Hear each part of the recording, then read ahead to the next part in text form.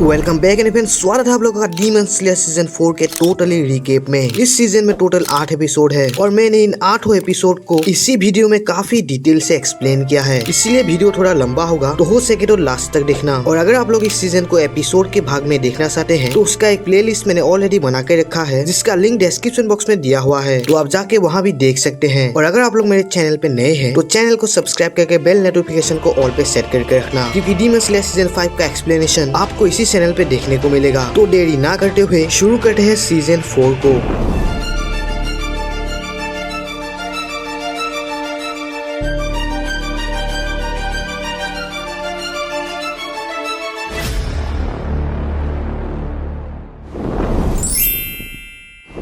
Episode की starting में हम एक पुराने किले को देखते हैं जो कि कई सालों से बंद पड़ा था और अब इस किले में डीमंस का राज चलता है। मतलब ये किला अब डीमंस का अड्डा बन चुका था और उन सभी डीमंस को मारने के लिए डीमन स्लेयर्स का एक ग्रुप आता है, जिनमें 2 लोअर रैंक डीमन स्लेयर होता है और 2 अपर रैंक डीमन स्लेयर होता है। अपर रैंक डीमन स्लेयर्स को हाशिरा बोला जाता है, जिनमें से एक का नाम होता है सानेमी, जो कि गेनिया का बड़ा भाई होता है, जिसको हमने पिछले सीजन में देखा था, और दूसरे हाशिरा का नाम होता है ओबेनाई। तभी हम एक डीमन को देखते हैं जो कि एक औरत को अपने पीठ में उठाकर ले जा रहा था और वो सारों डीमन स्लेयर इसी डीमन के पीछे आए थे। तभी सभी डीमन स्लेयर उस किले के अंदर चले जाते हैं। तभी हम देखते हैं कि उस किले के अंदर बहुत सारे डीमंस पहले से मौजूद थे जो इन डीमन स्लेयर्स के ऊपर अटैक कर देते हैं। लेकिन तभी वो दोनों हाशिरा इन सभी डीमंस को बड़ी ही आसानी से मार देते हैं और वो दोनों हाशिरा बाकी दोनों लोअर रैंक डीमन स्लेयर को वहाँ से चले जाने को कहते हैं, क्योंकि ये दोनों उनके लिए परेशानी खड़ी कर रहे हैं। तभी सानेमी इस किले के ऊपर जाता है और वो देखता है कि वहाँ पे पहले से ही बहुत सारे डीमन मौजूद थे, लेकिन सानेमी अपने विंड ब्रीडिंग का सेकंड फॉर्म यूज करके उन सभी डीमंस को आसानी से मार देता है। तभी ओबी ने अपने शार्पन ब्रीडिंग का 5th फॉर्म यूज करता है और बाकी सभी डीमंस को आसानी से मार देता है। तभी वो डीमन इन दोनों हाशिरा के फाइटिंग स्किल को देखकर घबरा जाता है और वहाँ से भाग जाता है। तभी वो दोनों हाशिरा उस डीमन का पीछा करते हुए उसके घर में जंप कर देता है और वो दोनों अपने सामने एक अलग ही जगह पाता है जो कि इन्फिनिटी कासल है, और अचानक से ये इन्फिनिटी कासल वहाँ से गायब हो जाता है। इन दोनों हाशिरा ने इस जगह को पहली बार देखा था और इन दोनों को कुछ भी समझ में नहीं आता कि आखिर ये कौन सी जगह थी। नेक्स्ट सीन में हम कनाओ और शिनोबु को देखते हैं, जहाँ पे शिनोबु कनाओ को स्वॉर्ड्समेथ विलेज के बारे में बता रही थी, जहाँ पे तांजीरो ने अपर रैंक डीमन के साथ फाइट किया था और नेजुको ने सूरज के ऊपर काबू पा लिया था, और अब मुजान नेजुको को मारने के लिए हर एक कोशिश करेगा। और अब सभी हाशिरास ने एक मीटिंग रखा है जहाँ पर शिनोबु और कनाओ को बुलाया गया है। नेक्स्ट सीन में हम तांजीरो को देखते हैं जो कि पूरे 1 हफ्ते बेहोश था। नेक्स्ट सीन में हम सभी हाशिरास को देखते हैं जो कि मीटिंग के लिए आ गए थे। सानेमी बहुत ही ज्यादा गुस्सा था क्योंकि वो अभी तक एक अपर रैंक डीमन के साथ फाइट नहीं कर पाया। ये सभी हाशिरास मास्टर कागाया के लिए वेट कर रहे थे, लेकिन तभी वहाँ पे मास्टर की जगह उसकी पत्नी आ जाती है और बोलती है मास्टर कागाया का हालत बहुत खराब है और शायद वो कभी यहाँ पे अब नहीं आ सकते। ये सुनकर सभी हाशिरास को बहुत बुरा लगता है। तभी अमाने कहती है कि नेजुको ने सूरज पर कंट्रोल पा लिया है और अब मुजान उसको लेने के लिए जरूर आएगा ताकि वो भी सूरज पर जीत हासिल कर सके, तो हमें इन सब के लिए तैयार रहना होगा। तभी मास्टर की पत्नी उन सभी हाशिरास को उस मार्ग के बारे में बताती है जिसको तांजीरो, मित्सुरी और मुइचिरो को मिला था जब वो अपर रैंक डीमंस के साथ लड़ रहे थे। तभी बाकी हाशिरास ये सुन के शौक में पड़ जाते हैं क्योंकि इस मार्ग के बारे में ना ही उन्होंने पहले सुना था ना ही कभी देखा। तभी अमाने बोलती है कि हमारे इस जेनरेशन में सबसे पहले इस मार्ग को तांजीरो ने हासिल किया था। तभी मुइचिरो बोलता है कि मुझे तो पता ही नहीं चला कि ये मार्ग मुझे कैसे मिला। तांजीरो और मित्सुरी भी इस मार्ग के बारे में एक्सप्लेन नहीं कर पाए क्योंकि वो खुद नहीं जानते थे कि ये मार्ग कैसे लाया जाता है। तभी सानेमी बोलता है कि ये कौन सी बड़ी बात है, ये तो मैं यूं ही कर लूंगा। तभी ग्यू सानेमी को टोक के कहता है कि अरे तुम तो सभी हाशिरास के लीडर हो ना, तो तुम्हारे लिए काम तो आसान ही होगा। जिसे सुन के सानेमी गुस्सा हो जाता है और सभी ग्यू को घूरने लगते हैं। तभी अमाने कहती है कि तुम सभी हाशिरास और मेहनत करो, जितना हो सके उतना मेहनत करो ताकि तुम सब भी इस मार्ग को हासिल कर पाओ, और वो इतना कह के वहाँ से चली जाती है। तभी ग्यू भी वहाँ से जाने लगता है, लेकिन सानेमी उसे रोक के कहता है अभी मीटिंग खत्म नहीं हुआ, वापस बैठ जाओ। तभी ग्यू कहता है कि तुम सब अपना देखो, मुझे इन सब में इंटरेस्ट नहीं है। तभी शिनोबु ग्यू से पूछती है तुम्हें क्या हुआ। तभी ग्यू बोलता है कि मुझे ये सब पसंद नहीं, मैं तुम सबसे अलग हूँ। तभी सानेमी गुस्सा हो जाता है और कहता है कि आखिर तुम खुद को समझते क्या हो, तुम खुद को हमसे ज्यादा पावरफुल समझते हो, तो आ जाओ कर लेते हैं 2-2 हाथ। अब इन दोनों में फाइट होने वाला था कि यूमी ताली बजा के सबको रोक देता है और सभी को वापस वही बैठने को बोलता है। नेक्स्ट सीन में हम जेनित्सु को देखते हैं जो कि अपना एक मिशन कंप्लीट करके वापस लौटा ही था, जहाँ पे तीनों लड़कियां उसको वेलकम करती है, और वहाँ साइड में हम नेजुको को भी देखते हैं जो कि जेनित्सु को वेलकम बैक कहती है। जेनित्सु ने पहली बार नेजुको को दिन में देखा था और उसके मुंह से वेलकम बैक सुन के जेनित्सु पूरा पागल ही हो जाता है। तभी जेनित्सु नेजुको का हाथ पकड़ कर लेता है और कहता है तुमने मुझे वेलकम बैक बोला, इतनी खुशी मुझे आज तक नहीं आया। तभी नेजुको वेलकम बैक इनुसुके बोलता है। मतलब नेजुको को जेनित्सु का नाम ही नहीं पता था, जिसे सुनकर जेनित्सु गुस्सा हो जाता है और कहता है उस सुअर के बच्चे को तो आज मैं नहीं छोड़ूंगा, अब तो वो मारा जाएगा। नेक्स्ट सीन में हम तांजीरो को देखते हैं, जहाँ पर हागानेजुका तांजीरो को एक तलवार देता है, जो कि वही तलवार था जो यूरुची के पुतले के साथ लड़ते हुए मिला था तांजीरो को। उसमें रेंगोकू का स्वॉर्ड गार्ड भी लगा हुआ था। हागानेजुका बोलता है कि ये तलवार बहुत ज्यादा खास है। इस तलवार में जो मटेरियल यूज किया गया है वो बहुत खास और पुराना है। जरूर इस तलवार का ओनर बहुत ही ज्यादा पावरफुल तलवारबाज था। तभी तांजीरो देखता है कि उस तलवार में स्ले नाम का कुछ लिखा हुआ था। तभी तांजीरो हागानेजुका से बोलता है ये तो पहले इस तलवार में लिखी हुई नहीं थी। तभी हागानेजुका गुस्सा हो जाता है और कहता है तुम लोगों ने इस तलवार को पूरा होने का मौका ही कहाँ दिया था। इस तलवार के चक्कर में मुझे इतनी मार पड़ी जिसे याद करके मेरा शरीर आज भी कांप उठता है। तभी उन लोगों के बगल में गेनिया सोया हुआ था और वो बोलता है कि शोर करना है तो बाहर जाके करो, मैं यहाँ सो रहा हूँ। तभी वहाँ पे खिड़की तोड़ के इनुसुके आ जाता है और तांजीरो से कहता है कि जॉइंट ट्रेनिंग शुरू होने वाला है, तो तुम तैयार होना तांजीरो। तभी तांजीरो बोलता है कि ये कौन सा ट्रेनिंग है। तभी हमें हाशिरा ट्रेनिंग के बारे में पता चलता है, जहाँ पे सभी हाशिरास उनसे कम लेवल के डीमन स्लेयर को ट्रेनिंग देंगे, जिससे वो आने वाले मुसीबतों से लड़ सके। तभी ग्यूमी कहता है कि वो रिटायर्ड हाशिरा टेंगेन को भी बुलाएगा। सभी हाशिरास इस ट्रेनिंग के लिए बहुत ही ज्यादा एक्साइटेड थे, लेकिन ग्यू थोड़ा सा भी एक्साइटेड नहीं दिख रहा था। तभी हम तांजीरो और जेनित्सु को देखते हैं। जेनित्सु इस ट्रेनिंग के लिए थोड़ा सा भी खुश नहीं था, क्योंकि वो अभी अभी एक मिशन से लौटा ही था। तभी तांजीरो उसे हौसला देता है और कहता है ये तो खुशी की बात है, हमें सभी हाशिरास के साथ ट्रेनिंग करने का मौका मिलेगा। तभी जेनित्सु गुस्सा हो जाता है और तांजीरो के सिर को पकड़ के उसे काटने लगता है और वो बोलता है कि तुम तो 7 दिन से बिस्तर पे पड़े हुए हो, तुम क्या जानो हमारा दर्द। और वो वहाँ से जाने लगता है, लेकिन तांजीरो उसे थैंक्स बोलता है, क्योंकि पिछले फाइट के दौरान तांजीरो के पैर काम नहीं कर रहे थे, जिससे वो चल भी नहीं पा रहा था। लेकिन जेनित्सु के सिखाए थंडर ब्रीडिंग से वो उस डीमन को मार पाता है और जेनित्सु खुद का तारीफ सुनकर बहुत ही ज्यादा खुश हो जाता है और वहाँ से जाने लगता है। नेक्स्ट सीन में हम टेंजन को देखते हैं, जो कि सभी डीमन स्लेयर्स को कड़ी से कड़ी ट्रेनिंग दे रहा था और इसी तरह सभी हाशिरास सभी लोअर रैंक डीमन स्लेयर्स को ट्रेन करते हैं। सभी हाशिरास को छोड़ के सिर्फ ग्यू इस ट्रेनिंग में हिस्सा नहीं ले रहा था। नेक्स्ट सीन में हम लेडी तमाओ को देखते हैं, जिसके खिड़की पर एक क्रू आता है जो लेडी तमाओ को डीमन स्लेयर ट्रेनिंग में हिस्सा लेने के लिए इन्विटेशन भेजने आया था। लेडी तमाओ को इन सब बातों पे यकीन नहीं हो रहा था, क्योंकि वो भी एक डीमन थी और लेडी तमाओ का घर ऐसे सीक्रेट जगह में थे जहाँ पे कोई डीमन स्लेयर पहुंच भी नहीं सकता था। लेकिन लेडी तमाओ इन सब बातों को जान के खुश थी कि मास्टर कागाया ने उन्हें इन्विटेशन भेजा है।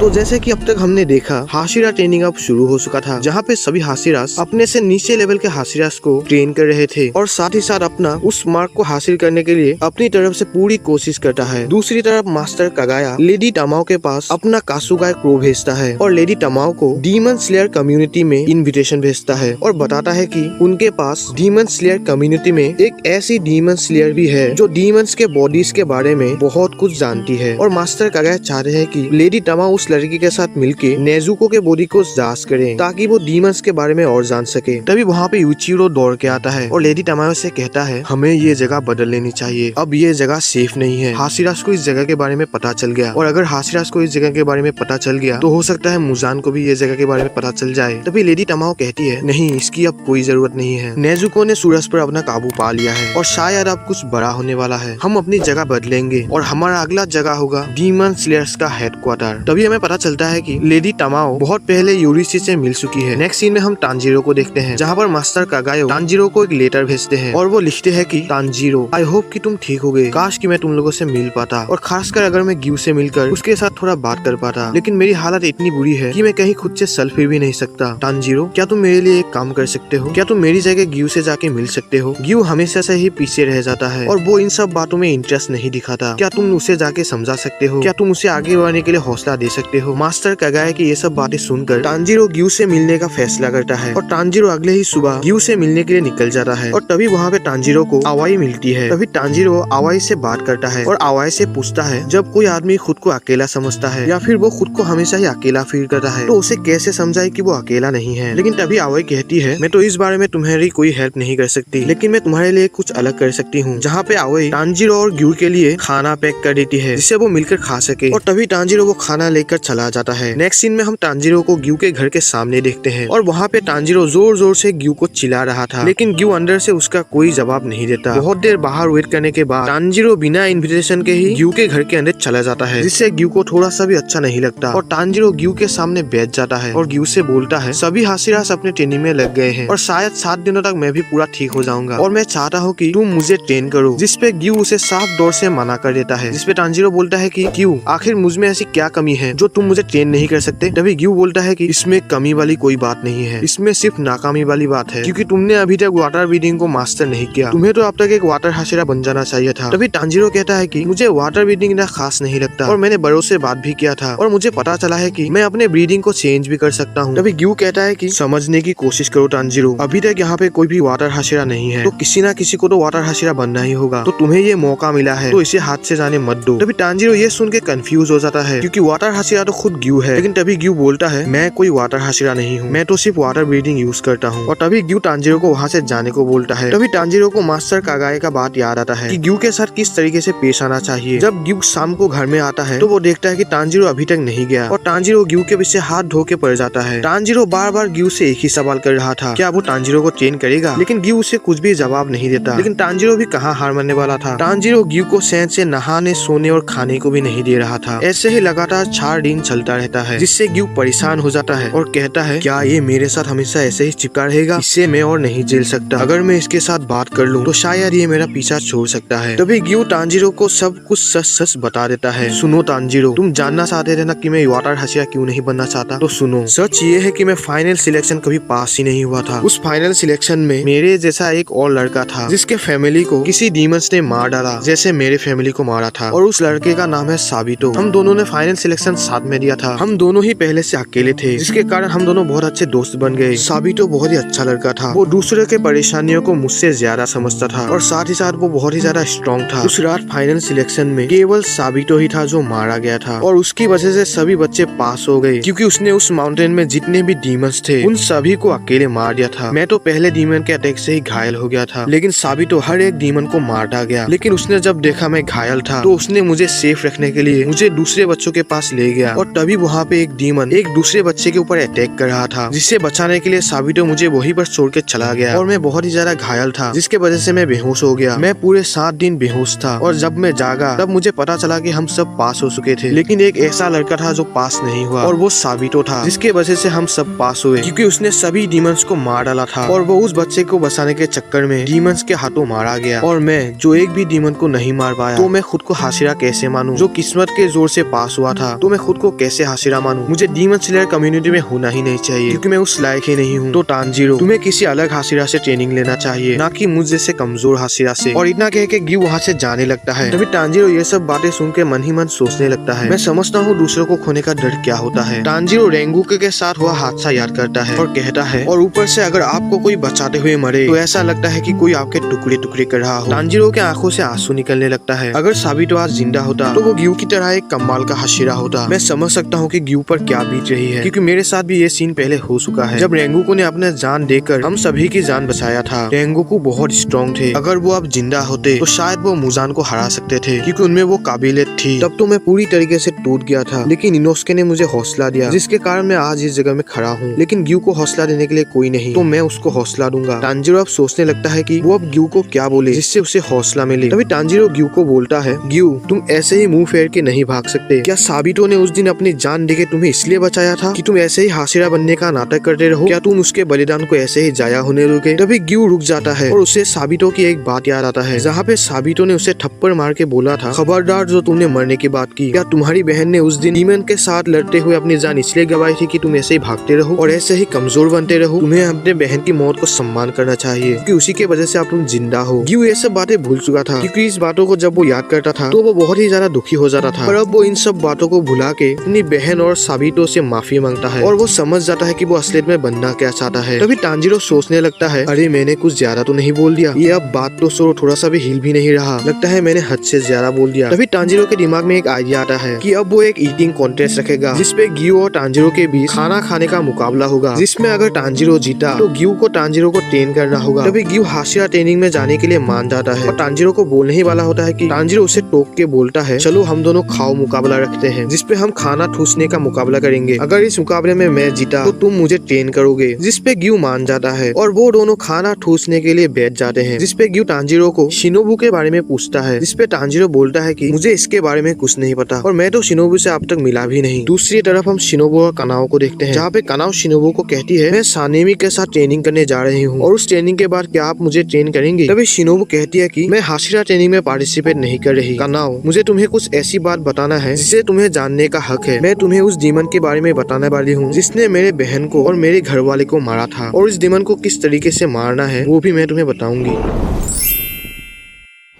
एपिसोड की शुरुआत में हम रिटायर्ड हाशिरा टेंजन उजुई को देखते हैं, जो कि सभी डीमन स्लेयर्स का स्टेमिना और फिटनेस ट्रेनिंग करवा रहा था। और ये ट्रेनिंग इतना ज्यादा हार्ड था कि इस ट्रेनिंग को करते हुए सभी डीमन स्लेयर्स की फट रही थी। लेकिन ये तो इस ट्रेनिंग का पहला पड़ाव था। मतलब ये सभी डीमन स्लेयर्स जब तक इस ट्रेनिंग को कंप्लीट नहीं करते तब तक वो दूसरे हाशिरास के पास ट्रेनिंग करने नहीं जा सकते। मास्टर टेंगन इस सभी की हालत देखकर गुस्सा हो जाते हैं और बोलते हैं, अरे तुम सभी ने तो अभी तक फिटनेस ट्रेनिंग भी पास नहीं किया, तो तुम बाकी हाशिरास के साथ कैसे ट्रेनिंग करोगे? तुम सभी तो अब तक बहुत कमजोर हो, तो चलो और कोशिश करो। मास्टर टेंजन बहुत ही ज्यादा स्ट्रिक्ट थे, जिसके वजह से इन सभी स्लेयर्स को ये ट्रेनिंग नर्व जैसा लग रहा था। नेक्स्ट सीन में हम देखते हैं कि तांजीरो पूरी तरीके से ठीक हो चुका था और वो मास्टर टेंजन के पास ट्रेनिंग करने के लिए आता है और मास्टर टेंजन भी उसे देख के बहुत खुश होते हैं और तांजीरो की तारीफ करके बोलते हैं, अरे तांजीरो, बड़े दिनों बाद मिले। मैंने सुना है तुमने एक अपर रैंक डीमन के साथ फाइट किया और उस पे जीत हासिल की। तुम तो बड़े लकी हो कि तुम्हारे बॉडी पार्ट्स अभी तक ठीक ठाक है, लेकिन तुम बहुत कमजोर लग रहे हो, तो चलो साथ में ट्रेनिंग करते हैं। और तांजीरो भी बाकी सभी डीमन स्लेयर के साथ ट्रेनिंग में ज्वाइन करता है और तांजीरो इन सभी ट्रेनिंग्स को बड़े ही आसानी से कर लेता है, जिसे देखकर बाकी सभी डीमन स्लेयर्स हैरान हो जाता है और एक दूसरे से कहता है, अरे ये लड़का इंसान है या हैवान, इसे थकान या दर्द महसूस नहीं होता क्या, या इसके अंदर थकान नाम की कोई चीज ही नहीं है। नेक्स्ट सीन में हम टेंजन की पत्नियों को देखते हैं, जो कि तांजीरो को देखकर बहुत खुश थी, क्योंकि एक टाइम में तांजीरो ने उनकी बहुत हेल्प की थी और टेंजन की तीनों पत्नियों ने मिलकर सभी डीमन स्लेयर्स के लिए खाना बनाया था। नेक्स्ट सीन में हम मास्टर टेंजन को देखते हैं, जो कि सभी डीमन स्लेयर्स को खाने के बारे में ज्ञान दे रहा था। देखो बच्चों, खाना पेट भर के खाओ, अगर खाना नहीं खाओगे तो ट्रेनिंग नहीं कर पाओगे। ज्यादा खाना और ज्यादा ताकत, इस बात को याद रखना। और अगर तुम में से किसी ने भी इस खाने को नष्ट किया तो उसे डबल ट्रेनिंग करना होगा, समझ गए ना। नेक्स्ट सीन में हम दो डीमन स्लेयर्स को देखते हैं, जो कि रात को पेट्रोलिंग कर रहे थे। तभी उन दोनों में से एक बोलता है कि आजकल डीमंस बड़े कम दिख रहे हैं, लगता है वो हम जैसे कमाल के हाशिरास को देखकर कहीं चिप कर बैठे हुए हैं। तभी वो दूसरा डीमन स्लेयर बोलता है, अपनी इन फालतू की बातों को छोड़ो, जहाँ तक मुझे लगता है वो सभी डीमंस किसी नेजुको नाम के लड़की के पीछे पड़े हुए हैं। शायद वो उस लड़की को मारना चाहता हो, बाकी तो वो खुद डीमन से जानेंगे। तभी अचानक से उन दोनों डीमन स्लेयर में से एक डीमन स्लेयर गायब हो जाता है, जिसे देखकर दूसरा डीमन स्लेयर घबरा जाता है। लेकिन ये एक मजाक था, जिससे पहला डीमन स्लेयर दूसरे डीमन स्लेयर को डांटने लगता है। लेकिन तभी उन दोनों को अपनी साइड की गली में से कुछ सुनाई देता है, लेकिन ये दोनों इसे इग्नोर मारते हैं और वहाँ से चले जाते हैं। लेकिन हम देखते हैं कि उस गली में से अचानक से एक डीमन का आंख निकलता है, जिसमें नंबर 4 लिखा हुआ था, जो कि इन दोनों डीमन स्लेयर का पीछा करने लगता है। अगले दिन तांजीरो बाकी सभी डीमन स्लेयर्स के साथ ट्रेनिंग में फिर से लग जाता है और तांजीरो की ऐसी फिटनेस देखकर बाकी सभी डीमन स्लेयर तांजीरो को उसका सीक्रेट पूछता है, लेकिन तांजीरो की बर्बर किसी को समझ में नहीं आता। और तभी वहाँ पे मास्टर टेंजन आ जाता है और सभी डीमन स्लेयर को एक नया चैलेंज देता है और बोलते हैं, तुम लोगों को वो पहाड़ दिख रहा है, तुम सभी उस पहाड़ के ऊपर जाओगे और उस पहाड़ का एक चक्कर लगा के वापस आओगे, यही तुम्हारे लिए आज का आखिरी ट्रेनिंग होगा। जिसे सुनकर सभी डीमन स्लेयर परेशान हो जाते हैं, लेकिन मास्टर टेंजन गुस्से से बोलते हैं, अगर तुम लोग शाम तक वापस नहीं आए तो तुम्हें आज रात का खाना नहीं मिलेगा। ऐसे ही हाथ पर हाथ धरे रहने से तुम लोग कभी भी एक शक्तिशाली हाशिरा नहीं बन सकते। तभी टेंजन की तीनों पत्नियां तांजीरो के पास आके कहती है कि मास्टर टेंजन बाहर से जितने कठोर दिल के दिखते हैं, असलियत में इसका बिल्कुल ही उल्टा है, वो बहुत ही ज्यादा नर्म दिल के हैं। तुम देखना, जब तक सभी डीमन स्लेयर ट्रेनिंग से वापस नहीं आता तब तक वो वहाँ पर खड़े रहेंगे और अपने खाने को हाथ भी नहीं लगाएंगे। और एक दिन तो वो पूरा एक पहाड़ चढ़ गए थे, क्योंकि वहाँ पे एक डीमन स्लेयर पीछे रह गया था। तभी टेंजन वहाँ पे आता है और कहता है, मास्टर ने मुझ पर भरोसा किया है और मुझे ये जिम्मेदारी दिया है, तो मैं बाकी सभी डीमन स्लेयर्स को ऐसे ही मरने थोड़ी ना दे सकता हूँ। नेक्स्ट सीन में हम तांजीरो को देखते हैं, जो कि पहाड़ के ऊपर चढ़ रहा था और अपने मन ही मन सोच रहा था, सभी डीमन स्लेयर्स बाहर से जैसे दिखते हैं, असलियत में ऐसे होते नहीं। तभी हम तांजीरो और ग्यू को देखते हैं, जहाँ पर वो खाना खाने का कंपटीशन रख रहे थे, जिसको हमने पिछले एपिसोड में देखा था। इस मुकाबले में तांजीरो ने एक शर्त रखी थी कि अगर इस मुकाबले में तांजीरो जीता तो ग्यू को हाशिरा ट्रेनिंग में ज्वाइन करना होगा, और ग्यू भी हाशिरा ट्रेनिंग में ज्वाइन करना चाहता था और ग्यू जानबूझ के ये मुकाबला हार जाता है। नेक्स्ट सीन सीन में हम सानेमी और ओबेनाई को देखते हैं। तभी ओबेनाई सानेमी को बोलता है, हम जिन डीमन स्लेयर्स को ट्रेन कर रहे हैं, मुझे नहीं लगता कि वो अपर मून डीमन से लड़ पाएंगे। जिसपे सानेमी बोलता है, तुम बिल्कुल सही बोल रहे हो, मुझे भी नहीं लगता कि वो टिक पाएंगे। तो इतना मेहनत का कोई मतलब ही नहीं बनता, लेकिन क्या करे, मास्टर की यही इच्छा है तो हमें इसे पूरा तो करना होगा। तभी ओबेनाई बोलता है कि उस दिन जो हमने वो मिस्टीरियस जगह देखा था, आखिर वो कौन सी जगह थी और इतने सारे डीमंस भला कहाँ चले गए? अगर वो डीमंस का सुपने का अड्डा है तो हमें इसके बारे में पता क्यों नहीं है? सानेमी कहता है कि मैं तो उस जंगल में कई बार जा चुका हूँ, लेकिन मैंने अभी तक ना इस जगह के बारे में सुना है ना ही देखा। तभी ओबेनाई बोलता है कि जब से हमें इस जगह के बारे में पता चला है, तब से हमें डीमंस भी बड़े कम दिख रहे हैं। कहीं उन सभी डीमंस का टारगेट नेजुको तो नहीं? और जहाँ तक मुझे लगता है कुछ बहुत बड़ा और बुरा होने वाला है। तभी सानेमी बोलता है कि चाहे कुछ भी हो जाए, चाहे मेरे सामने कोई भी आ जाए, मैं सभी को खत्म कर दूंगा। मैं अकेला ही सबके लिए काफी हूँ। ओबेनाई कहता है कि डीमन स्लेयर कॉर्प्स के ऊपर एक बहुत ही बुरा साया मंडरा रहा है। जब मैं बाकी डीमन स्लेयर्स को ट्रेन करता हूँ, तब मेरा मन बार बार भटक जाता है और मुझे अंदर से आने वाले अनहोनी की चिंता सताए रहता है। तभी सानेमी बोलता है कि ये और कुछ नहीं बल्कि तूफान के पहले आने वाली शांति है। इन सब बातों को छोड़ो, चलो हम दोनों के बीच एक कॉम्बैट फाइट हो जाए। नेक्स्ट सीन में हम तांजीरो को देखते हैं, जो कि टेंजन के पन्नियों के साथ उनकी कामों में अपना हाथ बता रहा था। और टेंजन की पत्नियां तांजीरो को दिल से थैंक्स कहती है, क्योंकि तांजीरो ने एंटरटेनमेंट डिस्ट्रिक्ट में उन तीनों की बहुत हेल्प किया था। हिनात्सुरो कहती है कि अगर उस दिन तुम और तुम्हारे दोनों दोस्त और तुम्हारी छोटी बहन, अगर उस दिन तुम लोग हमारे साथ नहीं होते तो शायद हम तीनों आज की सुबह नहीं देख पाते। मास्टर टेंजन आज भी डीमन से लड़ना चाहते हैं। वो आज भी रिटायर होने का दोष खुद को ही देते हैं। तुम अपने मकसद को कभी मत भूलना तांजीरो, तुम मुजान को ढूंढ लोगे और उसे जरूर मारोगे, मुझे विश्वास है। नेक्स्ट सीन में हम मास्टर टेंजन को देखते हैं, जो कि सभी डीमन स्लेयर्स को बोल रहे थे, आज हम एक बिल्कुल ही नया और स्पेशल ट्रेनिंग करेंगे, जिसमें तुम्हें मुझसे लड़ना होगा और तुम्हें असली फाइट का अनुभव होगा। और हाँ, हम ये लड़ाई अंधेरे में करेंगे, क्योंकि डीमंस हमेशा अंधेरे में आते हैं और हम लोग अंधेरे में कमजोर पड़ जाते हैं, क्योंकि हमें अंधेरे में कुछ भी नहीं दिखाई देता। तो हमें अपनी फाइटिंग स्किल्स को इम्प्रूव करना होगा, जिससे हम डीमंस के साथ अंधेरे में भी लड़ पाए। तो अपनी आंखों को अनदेखे हुए भी देखने के लिए मजबूर करो। नेक्स्ट सीन में हम सभी डीमन स्लेयर्स को देखते हैं, जो कि अंधेरे में अपने पोजीशन में चले गए थे और मास्टर टेंजन उनके लिए अभी एक डीमन है जिसे उन्हें मारना है। और तांजीरो का काम होगा इन सभी डीमन स्लेयर्स को मास्टर टेंजन से प्रोटेक्ट करते हुए उनसे लड़ना। और फाइट अभी शुरू हो चुका था, जहाँ पर मास्टर टेंजन चुपके हुए इन सभी को मार रहा था और उन सबको मास्टर टेंजन दिख भी नहीं रहा था। और आखिर मास्टर टेंजन एक इंसान थे, जिसके कारण तांजीरो भी उन्हें सेंस नहीं कर पा रहा था। तभी उनमें से एक डीमन स्लेयर कहता है कि ये तो नामुमकिन है, हम भला एक हाशिरा को कैसे हरा सकते हैं? तभी टेंजन वहाँ पे आ जाता है और कहता है, जब तुम्हारे सामने कोई डीमन हो तो तुम उससे भी यही कहोगे? तांजीरो सभी डीमन स्लेयर्स को अपने पास बुलाता है और खुद मास्टर टेंजन से लड़ने लगता है। मास्टर टेंजन एक ही हाथ से तांजीरो को आसानी से टक्कर दे रहा था। आखिरकार मास्टर टेंजन एक हाशिरा है, लेकिन तांजीरो भी कम थोड़ी ना था। तांजीरो भी मास्टर टेंजन के खिलाफ अपना पूरा ताकत लगा देता है, जिसे देखकर मास्टर टेंजन भी शौक में आ जाता है और अपने मन में ही बोलता है, तो तुम पहले से बहुत ताकतवर हो गए तांजीरो, और मुझे तुमसे यही उम्मीद थी। तांजीरो को मास्टर टेंजन के साथ लड़ते हुए देख बाकी डीमन स्लेयर भी टेंजन के ऊपर टूट पड़ते हैं और मास्टर टेंजन को चारों तरफ से घेर लेते हैं। अब ट्रेनिंग खत्म हो चुका था, जहाँ पे मास्टर टेंजन सभी डीमन स्लेयर्स को गाली देने लगता है, मुझे तो यकीन नहीं हो रहा, तुम लोग तो एक रिटायर्ड हाशिरा से भी हार गए, जिसके पास एक हाथ और एक आंख भी नहीं है। चुल्लू भर पानी में डूब मारो निकम्मो। तभी उनमें से एक डीमन स्लेयर बोलता है कि हमें माफ कर दीजिए सर, हम आपको हरा नहीं पाए, लेकिन हमें यकीन है तांजीरो और आप जैसे अपर रैंक हाशिरा सभी मिलके मुजान और अपर रैंक डीमंस को जरूर मार देंगे और हम इस पर अपनी पूरी जी जान लगा देंगे और अब से हम दुगना मेहनत करेंगे और ताकतवर बनेंगे। जिसे सुनकर मास्टर टेंजन खुश हो जाते हैं और अगले दिन से सभी डीमन स्लेयर्स कड़ी से कड़ी मेहनत करते हैं और ऐसे ही 10 दिन पार हो जाता है और तांजीरो फिटनेस ट्रेनिंग पास कर जाता है, जिसपे मास्टर टेंजन तांजीरो को बोलता है, तांजीरो तुमने ट्रेनिंग का फर्स्ट स्टेप कंप्लीट कर लिया है और अब से तुम अगले हाशिरास के साथ ट्रेनिंग कर सकते हो। हमने अपर मून्स को तो मार दिया, लेकिन मुजान अब तक जिंदा है और अब से मैं ये सब तुम पर छोड़ता हूँ, तो कड़ी से कड़ी मेहनत करो और अपने मकसद को पूरा करो। जिसपे तांजीरो कहता है कि जरूर मास्टर टेंजन, मैं आपको निराश नहीं करूंगा। इससे हमें ये पता चलता है कि टेंजन को अब तक जितने भी हाशिरास थे उन पर थोड़ा सा भी विश्वास नहीं है और तांजीरो जो कि अब तक पूरी तरीके से हाशिरा भी नहीं बना, टेंजन को उसके ऊपर पूरा भरोसा है। ये तो सरासर नाइंसाफी है। गाइस अगर मैं सही बोल रहा हूँ तो कमेंट में यस जरूर लिखना। अब तांजीरो अपने कासुगाई क्रो के साथ वहाँ से निकल जाता है और मुइचिरो के घर के सामने आता है और वो अंदर जाके देखता है कि मुइचिरो तो मास्टर टेंजन से भी ज्यादा पत्थर दिल का था।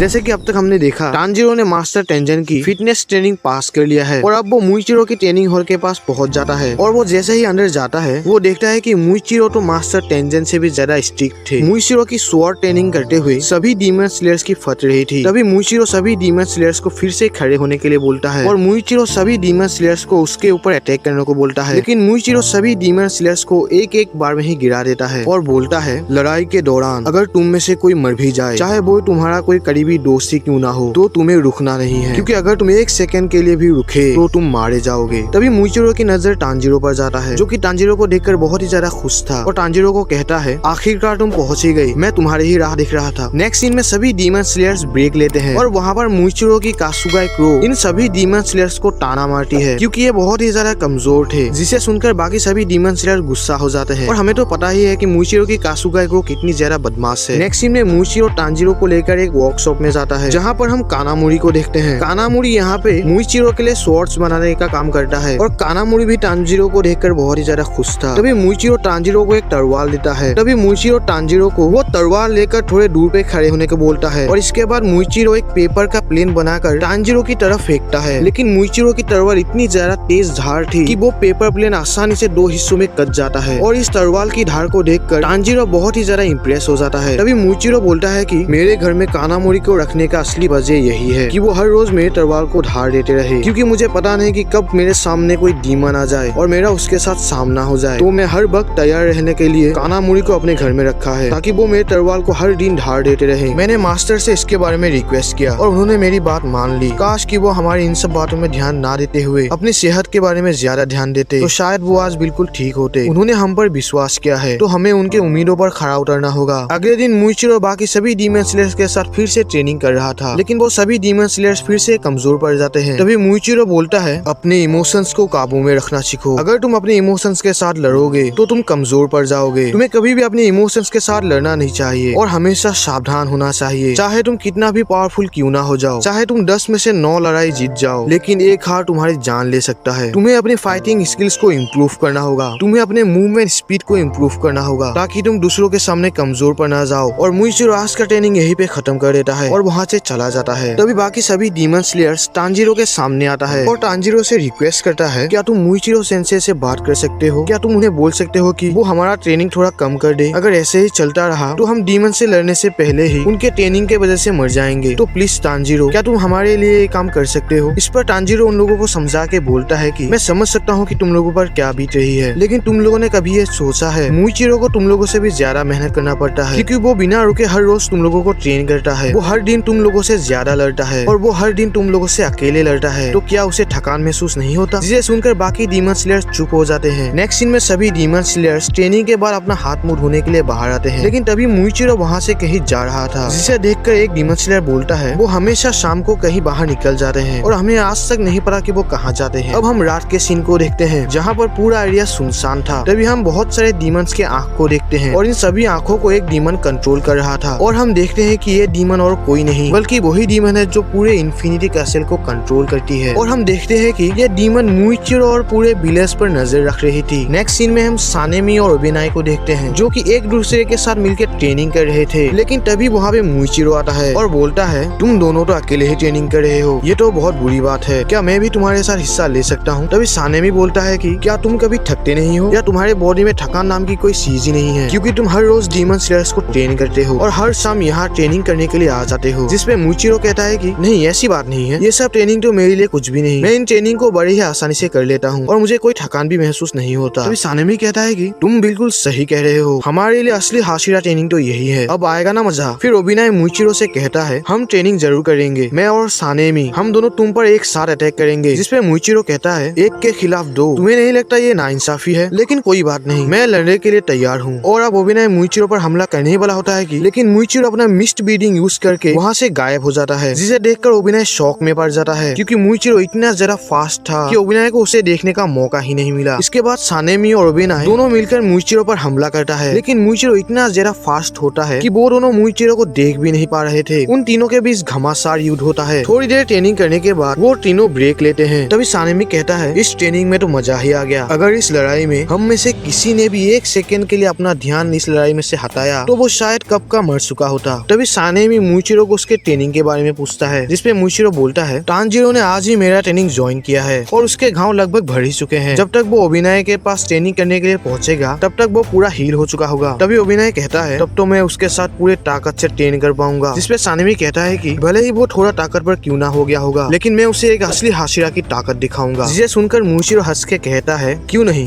आशा करता हूँ ऐसा ही हो। अगले दिन मुइचिरो सभी डीमन स्लेयर्स को फिर से ट्रेनिंग करवा रहा था, जिसपे सभी डीमन स्लेयर्स पहले की तरह कमजोर पड़ रहे थे। जिसपे मुइचिरो सोचता है ये डीमन स्लेयर्स खुद को बचाने के लिए अपनी पूरी ताकत नहीं लगा रहे। तभी मुइचिरो एक डीमन स्लेयर को एक असली स्वॉर्ड देता है और उससे लड़ने को बोलता है। मुइचिरो के पास एक असली तलवार देखकर इस डीमन स्लेयर की बहुत ही बुरी फट रही थी, क्योंकि उन लोगों के पास जब लकड़ी की तलवार थी तब इन लोगों को बहुत ही ज्यादा चोट खाना पड़ा था। अब तो बात असली तलवार की है, तो अब इनका क्या होगा। ये बातें सोच कर ये डीमन स्लेयर नीचे गिर जाता है और वो हार मान लेता है और कहता है हम आपकी बराबरी कभी नहीं कर सकते, आप बहुत ही ज्यादा मेहनती है, आप हमसे बहुत ही ज्यादा मेहनत करते हैं। आप जब हर रोज शाम को बाहर निकल जाते हैं और वापस आकर जब अपने शरीर को धोते हैं तो आपके शरीर में बहुत घाव होता है, हम आपके जैसे मेहनत कभी नहीं कर सकते। तभी मुइचिरो कहता है तुम सभी पहले से बहुत अच्छा कर रहे हो और पहले से बहुत ताकतवर भी हो गए हो, लेकिन तुम्हें और ताकतवर बनना होगा, क्योंकि मैं नहीं चाहता कि तुम लोग किसी डीमन के सामने मारे जाओ। मैं चाहता हूँ कि तुम लोग लंबी जिंदगी जियो। नेक्स्ट सीन में मुइचिरो और तानजीरो के बीच फाइट होता है, जहाँ पर तानजीरो मुइचिरो के साथ बहुत ही अच्छे से लड़ रहा था। तानजीरो मुइचिरो को टक्कर की फाइट दे रहा था, जिसे देखकर मुइचिरो बहुत ही ज्यादा खुश होता है, क्योंकि तानजीरो पहले से बहुत ही ज्यादा इम्प्रूव हो गया है। और अब मुइचिरो तानजीरो से कहता है तानजीरो तुम्हारी ट्रेनिंग अब यहीं पे खत्म होता है, तुमने मेरी स्वॉर्ड ट्रेनिंग कंप्लीट कर ली और तुमने ये ट्रेनिंग बहुत ही अच्छे से पास किया है और अब तुम दूसरे हाशियार के पास ट्रेनिंग करने जा सकते हो। जिसे सुनकर तानजीरो शॉक में पड़ जाता है और कहता है क्या तुम मजाक तो नहीं कर रहे, मुझे इस ट्रेनिंग में आया अभी तक 5 दिन ही हुए हैं और मैं इन 5 दिनों में ही पास कर गया। जिसपे मुइचिरो कहता है कि हाँ तुम पास हो गए, क्योंकि मैंने जो बातें तुम्हें बताई थी तुम उन सभी बातों को फॉलो करते हुए आए हो। जिसे सुनकर बाकी सभी डीमन स्लेयर्स मुइचिरो को रिक्वेस्ट करते हैं और कहते हैं हमें तो अब तक 2 हफ्ते हो गए इस ट्रेनिंग में, तो हम भी क्या दूसरे हाशिरास के पास ट्रेनिंग करने के लिए जा सकते हैं। जिसे सुनकर मुइचिरो अपना मुंह बना लेता है और कहता है बिल्कुल भी नहीं, तुम लोगों ने अभी तक इस ट्रेनिंग को अपने मन और लगन से किया ही नहीं। तभी तानजीरो को एक आइडिया आता है और वो मुइचिरो को पेपर प्लेन फ्लाइंग कॉम्पिटिशन के लिए चैलेंज करता है और उसे यह आइडिया कानामुरी ने दिया था, जो कि बताता है मुइचिरो को पेपर प्लेन्स में बहुत ही ज्यादा इंटरेस्ट है, तो तुम मुइचिरो के साथ पेपर प्लेन कॉम्पिटिशन रख सकते हो, जिससे उसका मन थोड़ा हल्का हो जाएगा। फिर तानजीरो मुइचिरो को बोलता है मैं 10 बार इस पेपर प्लेन को फ्लाई करवाऊंगा और अगर उस 10 बारों में मेरा प्लेन एक बार भी तुम्हारे प्लेन से आगे निकल जाता है तो मैं जीत जाऊंगा और तुम्हें मुझे प्राइज के बदले एक चीज देना होगा। जिसपे मुइचिरो मान जाता है। फिर तानजीरो कहता है अगर मैं जीता तो तुम्हें सभी डीमन स्लेयर्स के साथ नरमी से पेश आना होगा। जिसपे मुइचिरो चैलेंज एक्सेप्ट कर लेता है, क्योंकि मुइचिरो जानता था कि वो पेपर प्लेन फ्लाइंग कॉम्पिटिशन में तानजीरो से कभी नहीं हारेगा। नेक्स्ट सीन में वो दोनों कॉम्पिटिशन के लिए रेडी हो जाते हैं और कॉम्पिटिशन शुरू हो जाता है, जिसमें तानजीरो 10 के 10 बार हार जाता है और तानजीरो ये चैलेंज हार जाता है, जिसपे तानजीरो को बहुत बुरा लगता है। लेकिन तभी बाकी सभी डीमन स्लेयर्स मुइचिरो को इस कॉम्पिटिशन के लिए चैलेंज करता है और मुइचिरो भी इस चैलेंज को एक्सेप्ट करता है, क्योंकि उसे इसमें बहुत मजा आ रहा था और वो सभी अपना अपना प्लेन बनाने लगते हैं। सभी को इसमें बहुत मजा आ रहा था। तानजीरो भी अपना एक नया प्लेन बनाता है, लेकिन तभी मुइचिरो की कासुगाई क्रो उस प्लेन को फाड़ देता है, जिसके कारण तानजीरो अपसेट हो जाता है और उन दोनों की कासुगाई क्रो आपस में ही लड़ने लगते हैं। नेक्स्ट सीन में सभी डीमन स्लेयर्स अपना पेपर प्लेन उड़ाने लगता है, जिसे देखकर सभी बहुत ही ज्यादा खुश लग रहे थे। नेक्स्ट सीन में तानजीरो मुइचिरो से बात करता है और कहता है नेजुको ने सूरज पर जीत हासिल कर ली है और अब मुजान नेजुको के पीछे पड़ा हुआ है और आजकल डीमंस भी बहुत कम दिख रहे हैं, शायद वो कुछ बड़ा करने वाले हैं, तो हमें इसके लिए तैयार होना होगा। मैं नेजुको को भी साथ में यहाँ लाना चाहता था, लेकिन मैं उसे कोई भी मुसीबत में नहीं डाल सकता। मुइचिरो कहता है कि शायद मुजान नेजुको को पकड़ने के लिए सभी डीमंस को इकट्ठा कर रहा होगा, ताकि वो उनके बीच चुप कर हम सब पर अटैक कर सके। फिर तानजीरो कहता है कि मैं और भी ज्यादा मेहनत करूंगा, मैं जब तक अपने लिमिट से ज्यादा पावरफुल नहीं बन जाता तब तक मैं नेजुको के सामने नहीं जाऊंगा। अब तानजीरो मुइचिरो की स्वॉर्ड ट्रेनिंग पास कर चुका है और इसके बाद तानजीरो लव हाशिरा मित्सुरी के पास आता है और तानजीरो को देखकर मित्सुरी बहुत ही ज्यादा खुश होती है। तभी मित्सुरी तानजीरो को उसके घर के अंदर ले जाती है।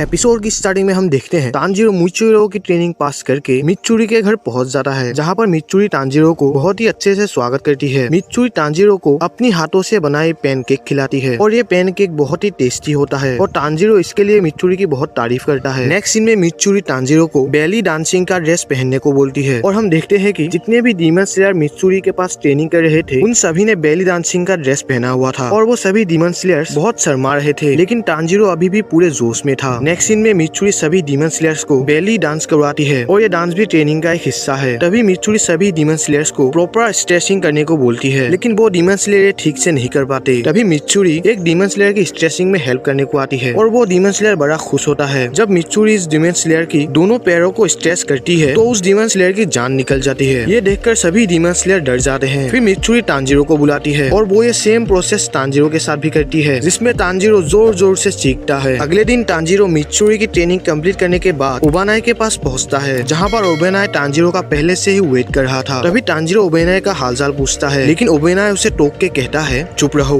अगर एक शब्द भी और बोला तो तुम मारे जाओगे। तांजीरो घबरा जाता है और उसे कुछ भी समझ में नहीं आता। तभी हमें पता चलता है तांजीरो के आने से पहले ओबानाई को मित्सुरी का एक लेटर मिला था, जहाँ पर मित्सुरी बताती है कि उसे तांजीरो के साथ ट्रेनिंग करने में बहुत मजा आया। तांजीरो बहुत ही अच्छा और मेहनती लड़का है और ऊपर से वो बहुत क्यूट भी है, जिसे सुनकर ओबानाई पूरा गुस्सा हो जाता है, क्योंकि वो मित्सुरी को पसंद करता था और तांजीरो को मित्सुरी के साथ देखकर वो भड़क जाता है। तभी वापस से सीन प्रेजेंट में शिफ्ट होता है, जहाँ पर ओबानाई तांजीरो को बोलता है, मैं मित्सुरी की तरह रहमदिल नहीं हूँ, ये ट्रेनिंग बहुत ही ज्यादा हार्ड होने वाला है, तो अपनी कुर्सी की पेटी बांध लो। तभी ओबानाई तांजीरो को अपना ट्रेनिंग हॉल दिखाता है, जहाँ पर उसने पहले से ही बहुत सारे डीमन स्लेयर्स को बांध के रखा था। तभी ओबानाई बोलता है, तुम्हें इन सभी डीमन स्लेयर्स को बचाते हुए अपनी तलवार चलानी है और इससे तुम अपनी तलवारबाजी को इम्प्रूव कर सकते हो। तभी तांजीरो ओबानाई को कहता है, आखिर इन डीमन स्लेयर्स ने कौन सा जुर्म किया जो इन्हें ऐसी सजा मिल रही है। तभी ओबानाई गुस्से से कहता है, ये लोग कमजोर हैं, बहुत कमजोर, और यही इन लोगों की गलती है। इन लोगों ने मेरा टाइम वेस्ट किया, जिसकी उन्हें सजा मिल रही है। ओबानाई की बातें सुनकर तांजीरो थोड़ा डर जाता है। तभी ओबानाई तांजीरो को एक लकड़ी की तलवार देता है और तांजीरो को ट्रेनिंग का डेमो दिखाता है कि कैसे उसे इन सभी डीमन स्लेयर्स को बचाते हुए उन लोगों के बीच में से कैसे तलवार निकालना है। अब तांजीरो की बारी है। तांजीरो को देखकर सभी डीमन स्लेयर्स की फट रही थी कि तांजीरो उसे तलवार से न मार दे। फिर तांजीरो पूरे ध्यान से उन डीमन स्लेयर्स के बीच में से तलवार निकालने लगता है, लेकिन तांजीरो बहुत ही ज्यादा स्लो था, जिसे देखकर ओबानाई गुस्सा हो जाता है और तांजीरो को उसके साथ लड़ने को बोलता है। फिर उन दोनों के बीच फाइट शुरू हो जाता है, लेकिन तांजीरो उन डीमन स्लेयर्स के बीच में से अपनी तलवार निकाल के ओबानाई के ऊपर अटैक नहीं कर पाता, जिसका फायदा उठाकर ओबानाई उसके ऊपर लगातार अटैक करते रहता है। तभी तांजीरो डर के मारे बोलता है, ये ट्रेनिंग तो बहुत ही ज्यादा हार्ड है, मैं इन डीमन स्लेयर्स को बचाते हुए ओबानाई के ऊपर अटैक नहीं कर पा रहा, मुझे इन डीमन स्लेयर्स की चिंता छोड़नी होगी। ओबानाई की स्वॉर्ड स्किल मुझसे बहुत बेहतर है और साथ में उसकी तलवार एक सांप की तरह इधर उधर मुड़ जा रही है। ओबानाई बार बार तांजीरो के ऊपर अटैक कर रहा था। तभी तांजीरो सोचता है, ओबानाई की तलवार एक सांप की तरह छोटे से भी छोटे गैप से निकल जा रही है, मैं जहाँ भी जाऊँ, जैसे भी अटैक करने को सोचूं, ये स्नेक स्वॉर्ड वहीं पर आके मुझे रोक लेती है और जब मुझे अटैक करने को मौका मिलता है, मैं इन डीमन स्लेयर्स की वजह से अटैक नहीं कर पाता ताकि उन्हें चोट ना लग जाए। अब शाम हो गई थी और ट्रेनिंग भी खत्म हो चुका था, लेकिन तांजीरो अभी तक ट्रेनिंग कर रहा था ताकि वो ओबानाई के साथ अच्छे से फाइट कर पाए। नेक्स्ट सीन में हम देखते हैं सभी डीमन स्लेयर्स के शरीर में बहुत ही ज्यादा घाव था और वो उन घावों को आराम देने के लिए हॉट स्प्रिंग में नहाने गए थे, लेकिन वो सभी डीमन स्लेयर्स नहाने से बहुत ही ज्यादा इतराते हैं क्योंकि पानी में भारी मात्रा में नमक मिलाया गया था। ये देखकर सभी डर जाते हैं, लेकिन वो हिम्मत करके पानी में डुबकी मारते हैं। जैसे ही नमक उनके घाव पर लगता है तो वो सभी डीमन स्लेयर्स डर के मारे चिल्लाने लगते हैं। अगले दिन तांजीरो फिर से ट्रेनिंग हॉल में पहुंच चुका था और ऐसे ही 2-3 दिन सभी डीमन स्लेयर्स सुबह होने पर मार खाते और रात को नमक के पानी में नहाते। इन लोगों को ये ट्रेनिंग नर्क जैसा लग रहा था। तांजीरो अभी तक ओबानाई से लड़ने का तरीका नहीं ढूंढ पाता। अगले दिन तांजीरो सोचता है, अगर मैं ऐसे ही इन डीमन स्लेयर्स के बारे में सोचता रहा तो मैं ओबानाई को कभी नहीं हरा पाऊंगा, तो मुझे इन डीमन स्लेयर्स पे ध्यान नहीं देना चाहिए। शायद मैं समझ रहा हूँ ये ट्रेनिंग कैसा है। ये ट्रेनिंग एक जंगल में लड़ने जैसा है। अगर लड़ाई के वक्त मेरी तलवार किसी पेड़ या पत्थर में अटक गई तो डीमन को मुझे मारने का मौका मिल जाएगा, तो मुझे पेड़ पौधों और पत्थरों से बच के लड़ना होगा। यहाँ पर पेड़ पौधे इन डीमन स्लेयर्स को दर्शाते हैं। इसके बाद तांजीरो अपने सामने एक जंगल को इमेजिन करता है और ओबानाई के साथ लड़ने लगता है। धीरे धीरे तांजीरो ओबानाई के अटैक्स को समझने लगता है और उन्हें डॉज करने लगता है। इन दोनों के बीच घमासान युद्ध होता है और तांजीरो ओबानाई के अटैक से बचते हुए उसके ऊपर एक काउंटर अटैक भी करता है, जिससे ओबानाई का कपड़ा थोड़ा सा फट जाता है, जिसे देखकर ओबानाई तांजीरो से थोड़ा इम्प्रेस होता है और उसे ये ट्रेनिंग पास करवा देता है। तभी ओबानाई जाते समय तांजीरो को बोलता है, तुम पास हो गए तो ये मत समझना कि तुमने मेरा दिल जीत लिया है। अगर अगली बार तू मित्सुरी के सामने भी दिखा तो मैं तुझे वही काट डालूंगा। जिसे सुनकर तांजीरो घबरा जाता है और इसके बाद तांजीरो अगले हाशिरा के पास ट्रेनिंग करने के लिए निकल जाता है और अगला हाशिरा विंड हाशिरा सानेमी होता है। तांजीरो सानेमी के पास जा रहा होता है, तभी उसके सामने अचानक से जेनित्सु आ जाता है, जो तांजीरो को उससे बचाने के लिए रिक्वेस्ट करता है और बोलता है, भाई तांजीरो मुझे बचा ले यार, ये सानेमी इंसान नहीं शैतान है शैतान। ये ट्रेनिंग इतना ज्यादा हार्ड है कि मैं ठीक से चल भी नहीं सकता, मैं यहाँ तक रेंगते हुए आया हूँ, प्लीज मुझे बचा ले यार तांजीरो। तभी सानेमी वहाँ पर आ जाता है और जेनित्सु को बोलता है, चुपचाप मेरे साथ ट्रेनिंग में वापस चल, नहीं तो यहीं पर मेरे हाथों मारा जा। जिसे सुनकर जेनित्सु और ज्यादा घबरा जाता है और भागने की कोशिश करता है, लेकिन सानेमी उसे एक पंच में बेहोश कर देता है और तांजिरो को उसे उठाकर ट्रेनिंग में वापस ले आने को बोलता है। तभी तांजिरो सानेमी को बोलता है, आपका बहुत शुक्रिया, मैं आपके साथ ट्रेनिंग करने के लिए बहुत ही ज्यादा एक्साइटेड हूँ। तभी सानेमी बोलता है, मैं अपने मन से किसी को ट्रेनिंग नहीं करवाता, ये तो मास्टर का ऑर्डर है, नहीं तो मैं तुम जैसे कमजोरों को मुंह भी नहीं लगाता। जिस पे तांजिरो बोलता है, बिल्कुल सही बात है, मैं भी तुम जैसे से ट्रेनिंग करने के लिए बहुत एक्साइटेड हूँ और मैं अब तक भूला नहीं हूँ कि तुमने मेरी बहन नेजुको को चोट पहुँचाई थी। ये सुनकर सानेमी हैरान हो जाता है। अगले दिन सानेमी की ट्रेनिंग स्टार्ट हो चुका था। सानेमी की ट्रेनिंग बहुत ही ज्यादा हार्ड होता है। सभी डीमन स्लेयर सानेमी के ऊपर अपनी पूरी ताकत से अटैक करता है, लेकिन सानेमी उन सभी डीमन स्लेयर्स को हवा में उछाल उछाल के पीटता है। तभी तांजिरो सानेमी की ट्रेनिंग देख के सोचता है, सानेमी से तो अभिनय थोड़ा रहमदिल था, कम से कम वो ट्रेनिंग के बीच थोड़ा ब्रेक तो देता था। अगर जेनित्सु को होश आया तो वो मुझे ही दोषने लगेगा, क्योंकि समय रहते मैंने उसे नहीं भगाया और वो वापस से इस नर्क में फंस गया। और ऊपर से ये सानेमी मुझ पर जानबूझकर अपना पूरा गुस्सा निकाल रहा है। मुझे ट्रेनिंग के दौरान अपनी सावधानी बरतनी होगी, नहीं तो मैं बहुत घायल हो सकता हूँ। तांजिरो सानेमी से कोता खा के जैसे तैसे ट्रेनिंग का पहला दिन पार कर लेता है। नेक्स्ट सीन में तांजिरो अपने रूम में जा रहा होता है। तभी तांजिरो को गेन्या की आवाज सुनाई देता है और वो उस आवाज का पीछा करने लगता है। तभी वो गेन्या और सानेमी को देखता है। तभी हम देखते हैं कि गेन्या अपने बड़े भाई सानेमी से बात करने की कोशिश करता है, लेकिन सानेमी गेन्या से बात करना नहीं चाहता। तभी सानेमी बोलता है, चुप रहो, मेरा कोई छोटा भाई नहीं है और अगर तुमने मुझे फिर से बड़े भाई पुकारा तो मैं तुम्हें अपने हाथों से मार डालूंगा और मेरा पीछा करना बंद करो। और जहाँ तक मैंने तुम्हें देखा, तुम्हारे अंदर कोई भी टैलेंट नहीं है, तुम तो एक ब्रीडिंग भी नहीं कर सकते, तो तुम्हारे लिए अच्छा यही होगा कि तुम डीमन स्लेयर कॉर्प्स से हट जाओ। जो बंदा एक भी ब्रीडिंग नहीं कर सकता उसे अपने आप को डीमन स्लेयर कहने का हक ही नहीं है। तभी गेन्या बोलता है, भैया आप मेरी बात तो सुनो, मैं आपसे माफी मांगना चाहता हूँ, मैंने आपको ढूंढने के लिए बहुत मेहनत किया, मैंने यहाँ तक पहुँचने के लिए डीमंस को भी खाया। तभी सानेमी गुस्सा हो जाता है और कहता है, क्या कहा तुमने डीमंस को खाया? तभी सानेमी के बॉडी से बहुत ही ज्यादा ऑरा निकलने लगता है, जिसे महसूस करके सानेमी और गेन्या भी डर जाते हैं। तभी सानेमी अचानक से गेन्या की आंखों पे अटैक कर देता है, लेकिन तभी तांजिरो आके गेन्या को बचा लेता है और वो दोनों कमरे के बाहर आके गिरते हैं, जहाँ पर जेनित्सु और बाकी हाशिराज भी बैठे हुए थे। तभी जेनित्सु डर के कहता है, लगता है ये पत्थर दिल शैतान दानव वापस आ चुका है, सभी लोग बेहोश होने का नाटक करो। और जेनित्सु और सभी डीमन स्लेयर्स बेहोश होने का नाटक करने लगते हैं। तभी जेनित्सु तांजिरो को देखता है। तभी वो अपने मन में ही बोलता है, अरे ये तो तांजिरो है, ये यहाँ क्या कर रहा है? तभी सानेमी गुस्से से घर के बाहर निकल आता है। तभी जेनित्सु घबरा के बोलता है, ये शैतान फिर से आ गया, ट्रेनिंग में इसने जो हमें धोया, इससे उसके मन को शांति नहीं मिली क्या, जो फिर से हमें धोने को आ गया? तभी तांजिरो कहता है, तुम पागल तो नहीं हो गए, ये तुम क्या कर रहे हो? क्या तुम गेन्या को मारना चाहते हो? तभी सानेमी बोलता है, मारना तो इसे मैं अभी चाहता हूँ, लेकिन ये डीमन स्लेयर्स कॉर्प्स के नियम के खिलाफ है, लेकिन मैं इसे इतना ढोऊंगा कि वो जिंदगी भर अपने पैरों पर खड़ा भी नहीं हो पाएगा। लेकिन अगर ये डीमन स्लेयर्स कॉर्प्स को छोड़ के चला जाए तो मैं इसे छोड़ दूंगा। तभी तांजिरो बोलता है, तुम्हें ये बोलने का कोई हक नहीं कि ये डीमन स्लेयर बनेगा या यहाँ से भाग के चला जाएगा। डीमन स्लेयर बनने का रास्ता इसने खुद अपनाया था, तुम्हारे कहने पर नहीं, तो तुम इसे यहाँ से जाने के लिए मजबूर नहीं कर सकते। तुम्ही ने तो कहा था ना कि ये तुम्हारा भाई नहीं, तो तुम्हें इसे ऑर्डर देने का कोई हक नहीं, तो इसके मामले में तुम अपनी टांग मत अड़ाओ, चाहे इसके पास कोई टैलेंट हो या ना हो, लेकिन फिर भी ये अपनी जिंदगी को दांव में रखते हुए डीमन से लड़ रहा है। अगर उस दिन हमारे साथ गेन्या नहीं होता तो मैं कब का मर चुका होता और हम अपर रैंक डीमन को कभी नहीं हरा पाते। तभी सानेमी बोलता है, तो ठीक है, मैं जो हालत गेन्या की करने वाला था, क्यों ना वो हालत पहले तुम्हारी करूं। तभी सानेमी तांजिरो के ऊपर एक जोरदार पंच मारता है, लेकिन तांजिरो अपने हाथों से उस पंच को रोक लेता है, जिसे देखकर सानेमी भी हैरान हो जाता है और तांजिरो सानेमी को एक जोरदार किक मारता है, जिसे देखकर सभी डीमन स्लेयर शॉक में पड़ जाते हैं। तभी तांजिरो जेनित्सु को गेन्या को वहाँ से भगा ले जाने को बोलता है। तभी जेनित्सु बोलता है, क्या तुम पागल हो गए हो? इस तरह से चिल्ला के कौन बोलता है? तुम मुझे एक सिग्नल भी तो दे सकते थे, क्या तुम मुझे मरवाना चाहते हो? तभी सानेमी तांजिरो को एक किक मारता है, लेकिन तांजिरो उसे डॉज कर लेता है। यह किक इतना दमदार था, अगर तांजिरो एक सेकंड के लिए भी लेट हो जाता तो शायद तांजिरो लड़ने के लायक नहीं होता। तभी सानेमी कहता है, तो तुम मेरे हाथ ही मारना चाहते हो तांजिरो, तो मैं तुम्हारी एक ख्वाहिश पूरी कर देता हूँ। तभी गेन्या बोलता है, रुक जाओ बड़े भाई, तांजिरो को इन सब से कोई मतलब नहीं, तो प्लीज उसे जाने दो। तभी जेनित्सु गेन्या को वहाँ से भगा के दूर ले जाने लगता है। तभी जेनित्सु बोलता है, मुझे तो यकीन नहीं हो रहा, वो शैतान दानव पागल कहीं का तुम्हारा भाई है, मुझे तो तुम पर दया आ रहा है। तभी गेन्या गुस्सा हो जाता है और जेनित्सु के मुंह पे एक पंच मारता है, मेरे भाई के बारे में और एक शब्द भी नहीं बोलना। और तभी हम देखते हैं सानेमी तांजिरो को बहुत ही बुरी तरीके से पीट रहा था, जिसे देखकर सभी डीमन स्लेयर्स सानेमी को रोकने के लिए कूद पड़ते हैं और ये लड़ाई शाम तक ऐसे ही चलती रहती है। और तभी हमें पता चलता है इस फाइट की वजह से तांजिरो और सानेमी की ट्रेनिंग कैंसिल कर दी गई और तांजिरो को अगले हाशिरा के पास ट्रेनिंग करने के लिए भेज दिया गया। अगले दिन वो दोनों ट्रेनिंग के लिए निकल जाते हैं। तभी उन दोनों को एक झरना दिखता है, जहाँ पर कुछ डीमन स्लेयर्स ट्रेनिंग कर रहे थे और वहाँ पर इनोसुके भी होता है। तभी स्टोन हाशिरा कहते हैं अगर तुम लोग अपने इमोशन को कंट्रोल करना सीख जाओ तो तुम्हें आग भी ठंडी लगने लगेगी। तुम दोनों को मेरे ट्रेनिंग हॉल में स्वागत है।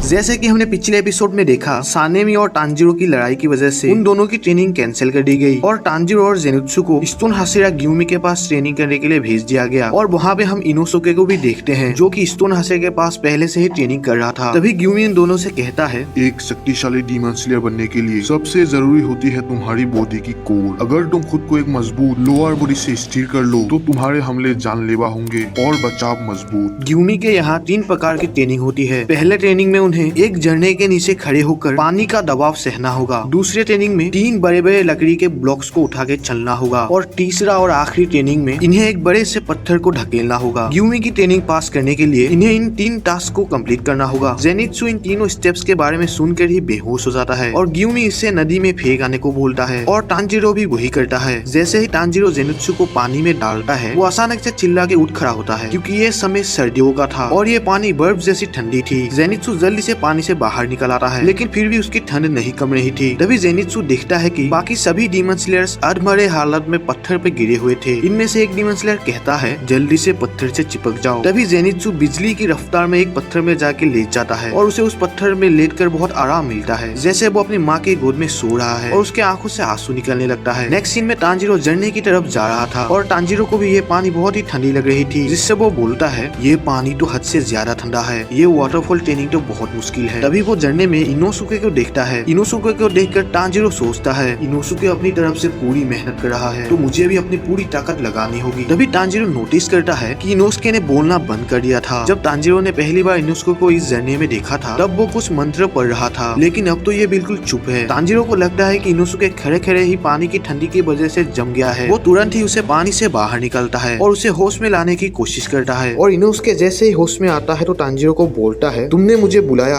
मांजीरो, जिसे सुनकर तांजीरो को थोड़ी राहत मिली। अब बारी तांजीरो की थी और वो भी जाके झरने के नीचे खड़ा हो जाता है। तांजीरो ठंड से कांपने लगता है। तभी मुरादा तांजीरो को कहता है ये झरना कोई आम झरना नहीं है, जो भी करो बस नींबुत्सु जापन करना बंद मत करना, इससे फोकस करने के लिए बेस्ट आइडिया है और इससे ये भी पता चलता है कि तुम होश में हो कि नहीं। ये सुनकर तांजीरो नींबुत्सु पढ़ने लगता है। कुछ देर ट्रेनिंग करने के बाद तांजीरो भी पत्थर में लेट जाता है और बोलता है इतने ऊपर से आने वाला पानी इतना भारी हो सकता है, मैंने तो ये सोचा ही नहीं था। अगर मैंने अपने शरीर को ढीला रखा होता तो शायद मेरी गर्दन टूट जाती। तभी मुरादा कहता है तुम और वो सुअर के फेस वाला तुम दोनों बहुत ही कमाल के हो, बल्कि मैंने तो इस झरने के नीचे आने में ही पूरा 1 दिन लगा दिया लेकिन फिर भी मैं इस झरने के नीचे आधे घंटे के ऊपर नहीं रह सकता और मुझे इस ट्रेनिंग में आज तक 10 दिन हो गए और इसीलिए मैं इस ट्रेनिंग को अब छोड़ रहा हूँ क्योंकि मुझे वो लकड़ी की ट्रेनिंग करना ज्यादा बेहतर लगता है। नेक्स्ट सीन में तांजीरो सभी डीमन स्लेयर्स के लिए मछलियाँ पकाता है और तभी मछली खाते हुए इनोसुके कहता है वो माला पहनने वाला बुढ़ा वो सच में एक पागल है, जब मैं उससे पहली बार मिला तो मेरे तो रोंगटे खड़े हो गए। इनोसुके ये सब बड़बड़ाते हुए अब तक 10 मछलियाँ खा चुका होता है। फिर इनोसुके कहता है इसमें कोई शक नहीं, ये पत्थर वाला हाशिरा पूरे डीमन स्लेयर कॉर्प्स में सबसे ज्यादा ताकतवर है। तभी तांजीरो कहता है मुझे भी यही लगता है और मुझे उनका गंध बाकी हाशिरा से बहुत ही ज्यादा अलग लगता है और शायद उन्होंने अभी तक अपना डीमन स्लेयर मार्क भी मैनिफेस्ट कर लिया होगा। तभी जेनित्सु अपना मुंह बना के बोलता है तुम हर बात पर भरोसा कर लेते हो और तुम्हें ये पता भी नहीं लगता कि तुम्हें कोई टोपी पहना के चला गया। तुम्हें क्या लगता है वो बुढ़ा आदमी उस बड़े से पत्थर को हिला भी पाएगा? ये बुढ़ा 1 नंबर का टोपीबाज है। तभी जेनित्सु देखता है कि ग्यूमी उससे भी बड़ा पत्थर बिल्कुल ही आसानी से ढकेल के ले जा रहा होता है, जो देख सभी डीमन स्लेयर हैरान हो जाते हैं और ग्यूमी भी उसी मंत्र का जाप कर रहा होता है जो बाकी सभी डीमन स्लेयर्स करते हैं ट्रेनिंग के दौरान। तभी तांजीरो कहता है लॉर्ड ग्यूमी तो कितने ताकतवर हैं, क्या मैं भी उनकी तरह बन सकता हूँ? जिसे सुनकर जेनित्सु गुस्सा हो जाता है और तांजीरो को मारने लगता है और कहता है तू पागल हो गया है तांजीरो, देख वो बुढ़ा बिल्कुल भी नॉर्मल नहीं है, तुझे वो एक भालू की तरह नहीं लगता, तुम तो उसके सामने एक चूहे की तरह हो, तुम कभी भी उसके जैसा स्ट्रॉन्ग नहीं बन सकते, तो दिन में सपने देखना बंद करो। तभी जेनित्सु अपना खाना खत्म करके कहता है तो मेरा ट्रेनिंग का पहला स्टेप कंप्लीट हो चुका है और मैं लकड़ी की ट्रेनिंग की ओर जा रहा हूँ और उस ट्रेनिंग को जल्दी कंप्लीट करके मैं उस पत्थर की ट्रेनिंग तक पहुँच जाऊंगा। इनोसुके को भी इतना पॉजिटिव देखकर जेनित्सु का दिमाग और भी खराब हो जाता है। नेक्स्ट सीन में तांजीरो और जेनित्सु दोनों ही झरने के नीचे खड़े होते हैं और अपना मंत्र जाप करने लगते हैं। तभी अचानक से जेनित्सु पानी में बह जाता है और तांजीरो जल्दी जाके उसे पकड़ लेता है और वो दोनों काफी मेहनत करने के बाद ट्रेनिंग का पहला स्टेप कंप्लीट कर लेते हैं। ट्रेनिंग के नेक्स्ट स्टेप में तांजीरो लकड़ी के ब्लॉक्स को उठाने जाता है और काफी देर मेहनत करने के बाद वो इस स्टेप को भी पास कर जाता है। नेक्स्ट सीन में हम कुछ इंसानों को देखते हैं जिसके पीछे अपर रैंक 4 की नजर थी। वो इन विलेज के लोगों के साथ कुछ डीमन स्लेयर्स के पीछे भी नजर रख रही थी। तभी अपर मून 4, जिसका नाम नाकी में होता है, ये कहती है, मैंने अभी तक 60% डीमन स्लेयर्स को खोज लिया है, लेकिन मुझे अभी तक नेजुको का पता नहीं चला। तभी हम सभी डीमन स्लेयर्स के किंग मुजान को देखते हैं जो कि नाकीमे के काम से बहुत खुश था। और मुजान नाकीमे को कहता है, तुम मेरी उम्मीद से ज्यादा बेहतर हो चुकी हो। और मुजान नाकीमे को कुछ नए लोकेशंस के बारे में बताता है जहाँ पर नाकीमे को खोज करने के लिए जाना है। और नाकीमे अपने खोज में लग जाती है जहाँ पर वो कुछ डीमन स्लेयर्स का पीछा करने लगती है। तभी मुजान कहता है, नेजुको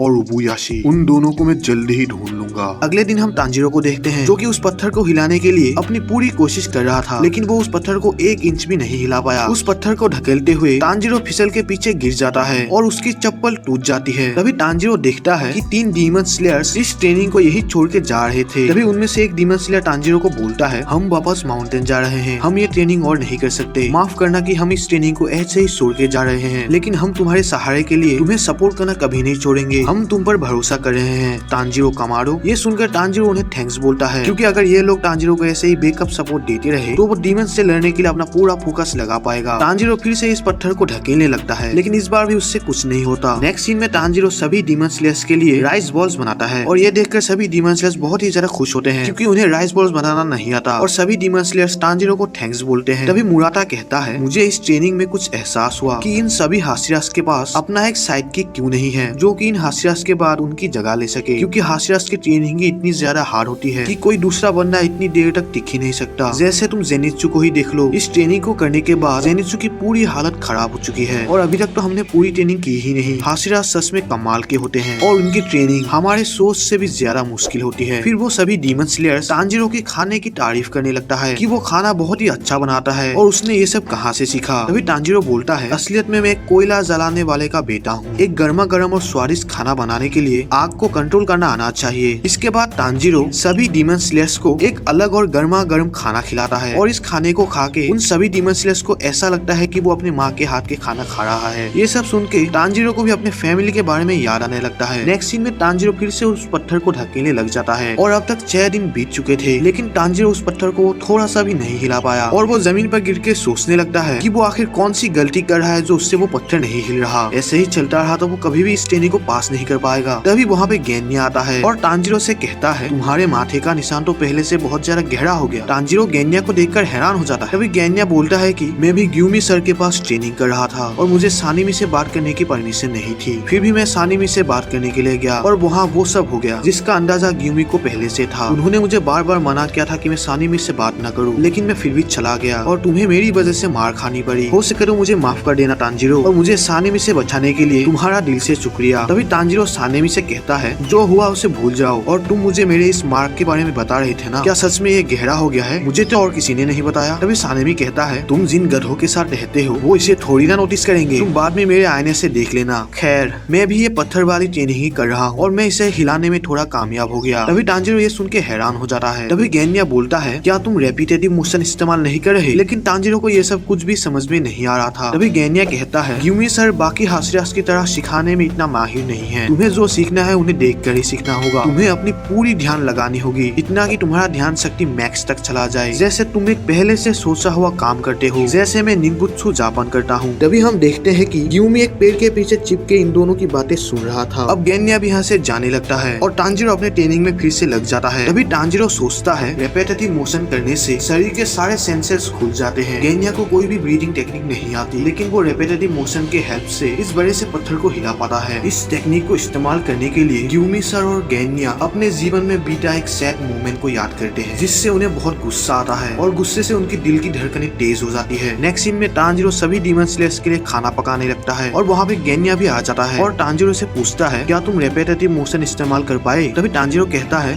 नहीं अब तक तो ये मैं नहीं कर पाया। तभी गेन्या बोलता है, ये टेक्निक अपने इमोशन पर काम करता है। तुम्हारे इमोशंस कब बहुत तेजी से बहने लगते हैं, मतलब तुम सबसे ज्यादा इमोशनल कब होते हो? तभी तांजीरो चुप हो जाता है, जिसे देखकर गेन्या उससे माफी मांगता है और गेन्या को ये पूरा यकीन था कि तांजीरो ये जल्दी ही कर लेगा। अगले सुबह तांजीरो फिर से उस पत्थर के पास जाता है और सबसे पहले वो अपने फैमिली मेंबर्स को याद करता है और अपने मन में ही सोचता है, रेपिटेटिव मोशन का इस्तेमाल करने से मैं अपने ध्यान को मैक्स तक कर सकता हूँ। और वो अपना पूरा ध्यान लगाता है और उसे सबसे पहले अपनी फैमिली की याद आती है और फिर उसे रेंगोकू की बातों के बारे में याद आता है, जहाँ पर रेंगोकू कहता है अपने दिल को दाव पे लगा दो और अपने दिल की अग्नि को हमेशा जलाए रखो। तभी तांजीरो के बॉडी में अचानक से बहुत सारी एनर्जी आ जाती है और उसका मार्क मैनिफेस्ट हो जाता है, लेकिन वो फिर भी इस पत्थर को हिला नहीं पाता और वो अपना पूरा जोर लगाता है। तभी तांजीरो बहुत ही बुरी तरह से फाँपने लगता है और अपने मन में ही सोचता है जब मेरा निशान गहरा होगा तब मैं इसे संभालने की अपनी पूरी कोशिश करूंगा। तभी वहाँ पे जेनुत्सु और इनोस्के भी आ जाते हैं और तांजीरो को ट्रेनिंग करते हुए देख बोलते हैं ये अभी से ट्रेनिंग पे लग गया। असलियत में तांजीरो ट्रेनिंग में 2 घंटे पहले ही आ चुका था। अब तांजीरो इस प्रोसेस को बार बार करने लगता है और इससे उसे बहुत ताकत भी मिलती है और इससे उसका डीमन स्लेयर मार्क भी मैनिफेस्ट हो जाता है और तांजीरो उस पत्थर को धीरे धीरे करके हिलाने लगता है और आगे धकेलने लगता है। इसे देखकर जेनुत्सु और इनोस्के शौक में पड़ जाते हैं। तांजीरो बिना रुके इस बोल्डर को धकेलते हुए आगे लेते ही जाता है। नेक्स्ट सीन में हम मुजान को देखते हैं जो कुछ सोच रहा था और वो बोलता है तो अब मुझे क्या करना चाहिए? आखिर तुम दिखते कैसे हो, उबुयाशिकी?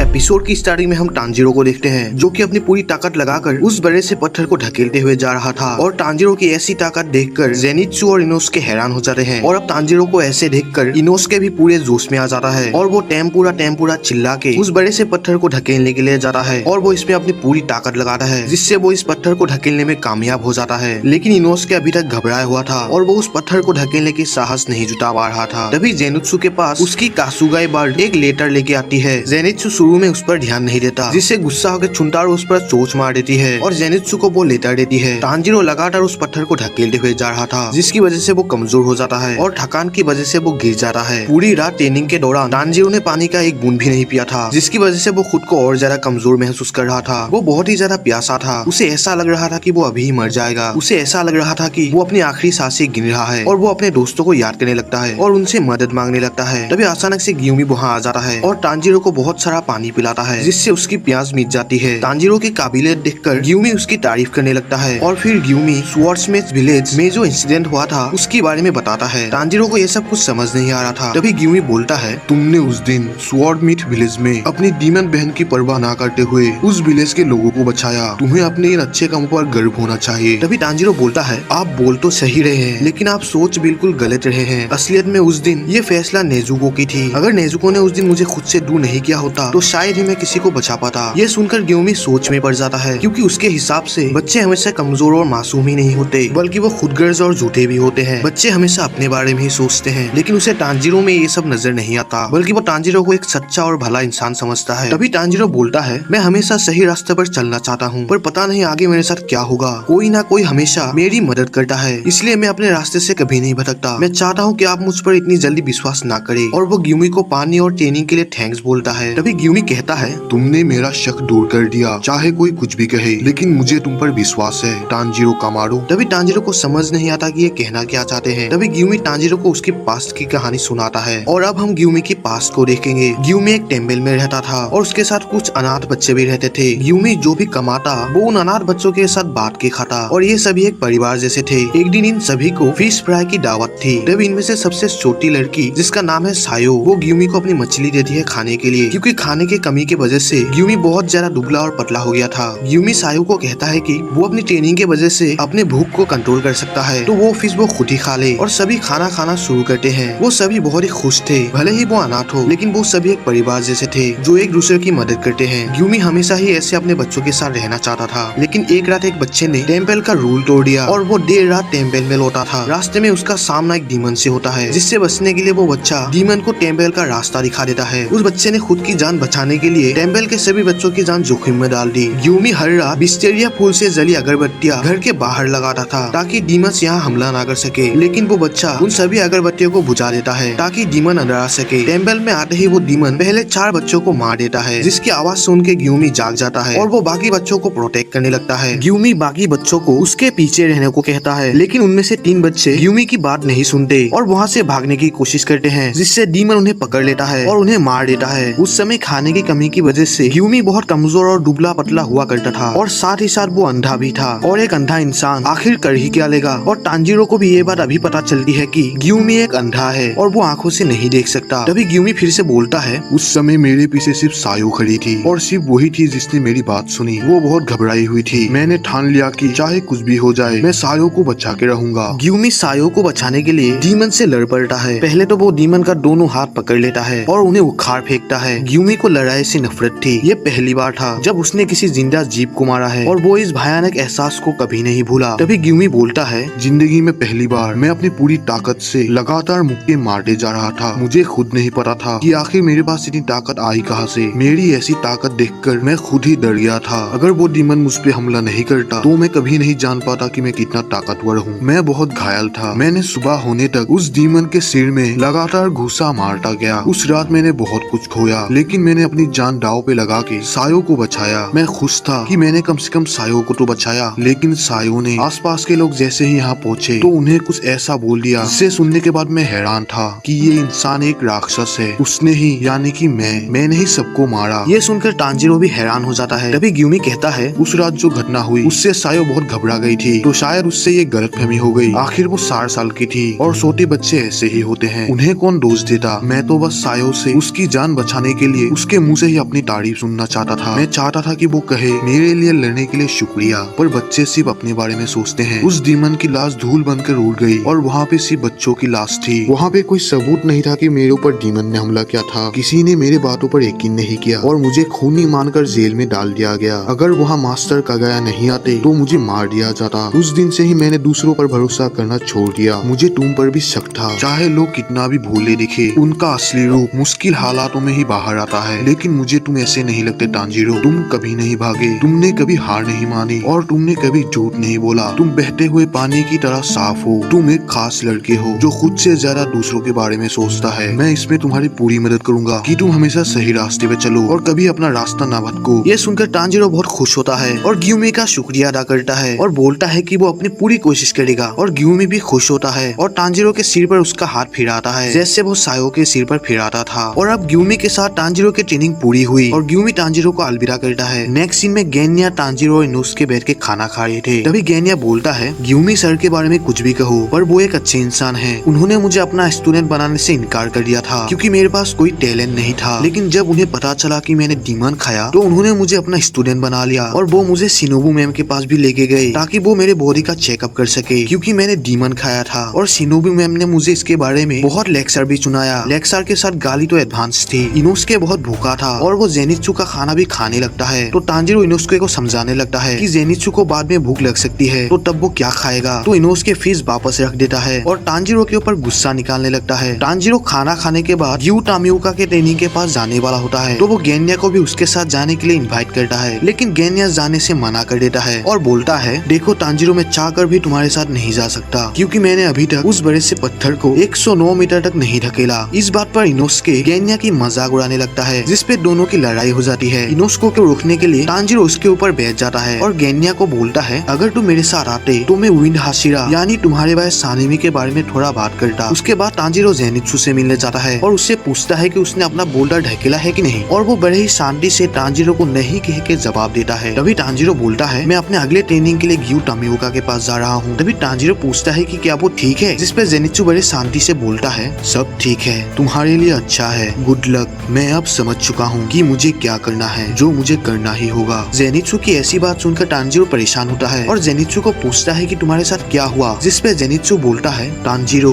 तुम वो करो जो तुम्हें करना है, तुम एक अच्छे इंसान हो, लेकिन कुछ ऐसा है जो सिर्फ मुझे ही करना होगा। और तांजीरो खाना रख के वहाँ से चला जाता है और तभी हम जेनित्सु को देखते हैं जिसके सिर से खून निकला हुआ था। और जेनित्सु को इतना सीरियस मैंने आज तक कभी नहीं देखा। जरूर इस लेटर में कुछ ऐसा लिखा हुआ होगा जिसने जेनित्सु की लाइफ चेंज कर दी। तांजीरो रास्ते में जाते हुए भी जेनित्सु के बारे में सोचता है और उसे नेजुको को भी चिंता सताने लगती है जिसे वो हाशिरा ट्रेनिंग के पहले ही छोड़ के आया था। और कुछ देर चलने के बाद तांजीरो ग्यूमी के ट्रेनिंग हॉल पे पहुंच जाता है और तभी उससे पास से ही लड़ने की आवाज सुनाई देती है और वो देखता है कि ट्रेनिंग हॉल के बाहर ही ग्यू और सानेमी आपस में लड़ने की ट्रेनिंग कर रहे थे। वो दोनों अपनी पूरी ताकत लगाते हैं और अपनी पूरी स्पीड से फाइट करने लगते हैं और इनकी स्पीड देखकर तांजीरो हैरान हो जाता है। इस फाइट में वो दोनों अपने ब्रीडिंग्स का भी इस्तेमाल करते हैं और लड़ते हुए सानेमी ग्यू को चिढ़ाते हुए बोलता है, क्या हुआ तामियुका, तुमने तो कहा था कि तुम हम सबसे अलग हो। और सिर्फ तांजिरो ही था जो उस लाइन का असली मतलब जानता है। दोनों के बीच कमाल की फाइट होती है और इस फाइट का एनिमेशन तो गजब का है। दोनों ही अपनी पूरी ताकत लगा रहे थे और दोनों की ही तलवार लकड़ी की थी और इतनी एनर्जी इस्तेमाल करने की वजह से दोनों की ही तलवार टूट जाती है। इसे देखकर सानेमी ग्यू से कहता है, इस लकड़ी की तलवार ने तो अपनी औकात दिखा दी, लेकिन तुम्हें अभी तक तुम्हारी औकात दिखाना बाकी है, तो चलो अपने हाथों से ही लड़ते हैं। लेकिन तांजिरो उनके बीच में आ जाता है और उन्हें लड़ने से मना करता है। सानेमी जो कि तांजिरो से पहले से ही गुस्सा था, तो वो तांजिरो को देखकर उसे बोलता है, तुम्हारी हिम्मत कैसे हुई मेरे सामने आने की? तुम्हें याद दिला दो कि तुम्हें मुझसे मिलने पर बैन किया गया है और तुम मेरे सामने बिना इजाजत लिए खड़े हुए हो। तुम चुपकर हम पर नजर रख रहे थे, लगता है तुम्हें मेरी मार याद नहीं। तभी तांजिरो बोलता है, क्या तुम ओहागी मिठाई के लिए लड़ रहे हो? अगर ऐसा है तो मैं तुम्हारे लिए बना दूंगा। इसे सुनकर सानेमी और ज्यादा भड़क जाता है। तभी तांजिरो डरते हुए कहता है, मैं मजाक नहीं कर रहा, तुम्हें ओहागी मिठाई पसंद है ना? जब मैं तुम्हारे यहाँ ट्रेनिंग कर रहा था तब मुझे वहाँ बार बार ओहागी मिठाई की खुशबू आती रहती थी और तब मुझे पता चला कि तुम्हें ओहागी मिठाई पसंद है। तभी ग्यू सानेमी से कहता है, तुम्हें ओहागी मिठाई पसंद है? तभी तांजिरो बीच में ही बोलता है, अरे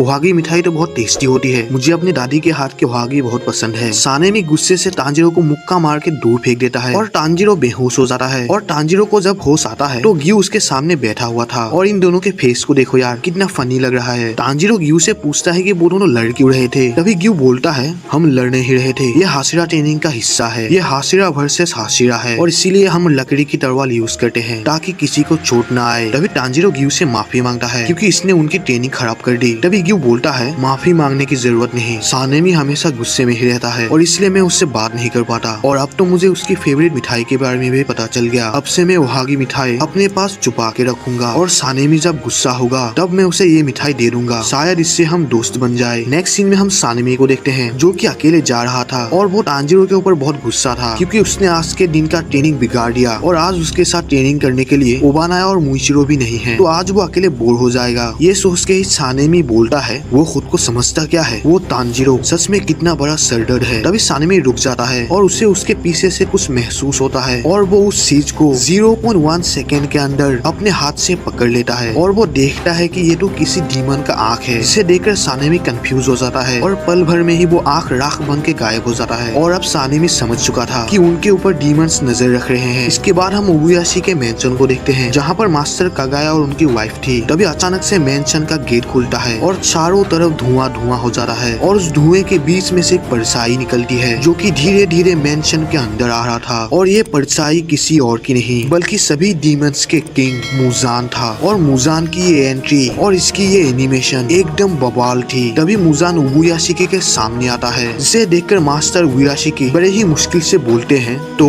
तुमने मेरा पता लगा ही लिया, ये हमारी पहली मुलाकात है ना? किबुत्सुजी मुजान। जिसपे मुजान बोलता है, काफी घिनौने लग रहे हो ओबुयाशिकी।